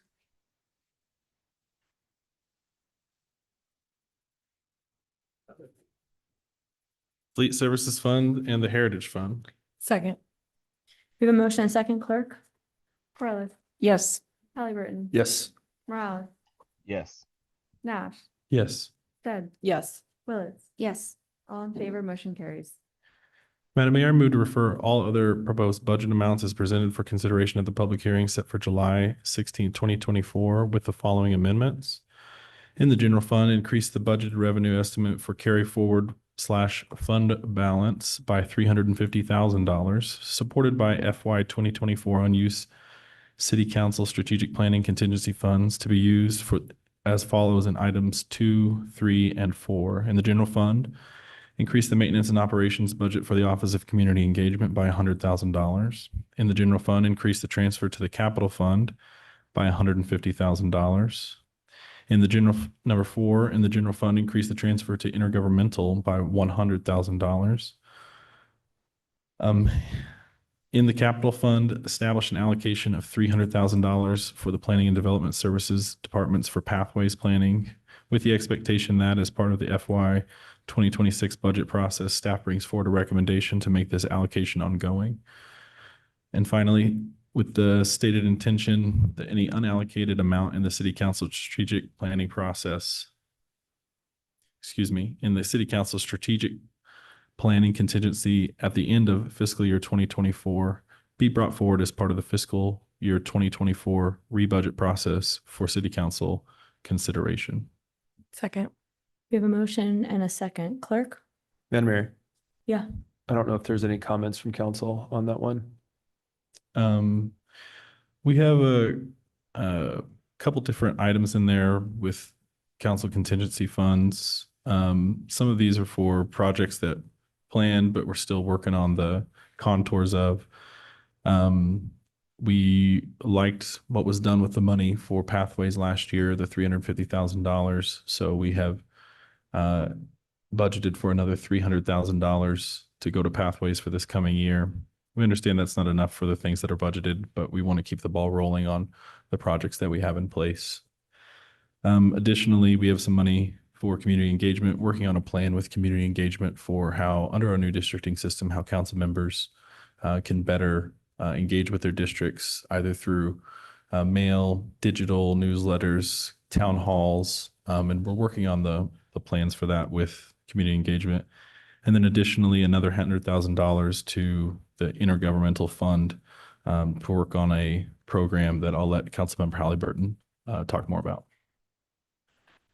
Madam Mayor, I don't know if I need to go into a ton of detail. I do want to make sure that I thank all of the staff who've worked really hard on this, all of the directors who've worked really hard on this. You heard unanimous support through these motions, pushing this forward so far with a few changes here. And I want to thank our council president for his leadership in addressing a few of these changes, particularly with the Pathways Master Plan, but also I think in some initiatives that are in support of council's efforts to support our community and support your efforts as well. I will note that as we are going through this, I think, is a maybe different budget than I've experienced before because it is a little bit tighter. We do have those big investments on Fire Station 13. And so we do have some unpredictability that we know is coming up with a variety of different areas. The one I would highlight the most, at least for me, is in IT and software and how that might have some challenges going into the future, something that I'm thinking about a lot. So I appreciate the way that we went about this budget. One of the other things that we highlighted was just some of our different community priorities, housing, climate, transportation, parks, a few other ones. I always like the climate one on there, but I also think that climate is one that's actually a lens that all of the other initiatives sort of have to carry forward. And so while it deserves its own spot on the priorities, it also has to be one that we look at when we look at every single department, every single thing that we're doing. And I'm excited to be able to look at some of these funds and make sure that there's a way that we can explore that with youth as well. How can we be looking through all of our department plans and looking at it through a climate lens, a youth lens, ways that make sure that we're kind of looking forward for generations to come and how this budget will affect them. So again, I appreciate Council President Nash's leadership on this and the other council members' comments on the budget throughout, and then for all the staff's work as well. Madam Mayor, if I could, I just want to point out to the rest of council, thank you, Councilmember Hubbard, for those comments. I just want to point out to the rest of the council, did reach out about potential programs you might be interested for council contingency funds. I just want to note that the final note in my motion was to carry forward any unused council contingency funds into next fiscal year. So don't panic if you don't have something programmed right away. We're still going to work with you, and we're still going to make whatever your interests are a priority for council. And then finally, didn't make comments on this and the other motions. I look forward to the public hearing on this. I think there's something in the mayor's proposed budget for everyone. I'm really thrilled that we're able to keep the ball rolling and cobbling together funds wherever we can for housing, which remains an urgent priority in this city. To deliver affordable housing for folks that are struggling to find a place that they can afford to live here. So I want to say thank you for that. There's property tax relief, childcare. It seems like despite the constraints that we have financially, there's something for everybody in this budget. So thank you for your leadership on this, Madam Mayor. Madam Mayor. Thank you. I just wanted to add some of my own comments to this. It is tough to pull on property taxes this year, although I understand that the amount will be less than it's been in recent years. I know property taxes cause a lot of hardships for our residents, especially those on fixed incomes. But I see it as a necessary evil to meet the increased costs across the board. And in regards to the hundreds of public comments on the budget that we've received so far, the vast majority that I can see fall into a couple different buckets, including climate action, housing, and transportation. I do think that this budget champions those priorities. We're making strides towards our goals in climate action. We're investing heavily in housing. Transportation is trickier, though we're still investing, as you can see, our passion on the Pathways programs and other available options. I'll just continue to reiterate for folks that Idaho is the only state that does not receive state funding for public transportation. So we do the best by giving a large percentage of our budget, more than our outpaces our neighboring communities to DRT. So with those priorities in mind, I support the motions to advance the budget to the public hearing. Right, Yeah. clerk? Oh, Can I just one more? I'm starting to give you my hangry look. I felt that about 20 minutes ago. I just want to say, just in response to the comments about foregone, the reason we have a foregone balance is because we didn't take all the property taxes we could before. And the years that we didn't, I think it made a lot of sense not to do it when we were seeing year over year double-digit increases on property taxes. So, yeah, just want to leave it at that. Thanks. I'll spare my comments. Spare you my comments for today and have them on July 16th. Clerk, will you call the roll? Corliss, Yes. Thank you all. Halliburton, Yes. Morales, Yes. Nash, Yes. Stead, Yes. Lillet, Yes. all in favor, motion carries. Thanks, everybody. We will recess. We'll come back at 12:10 for our council meeting.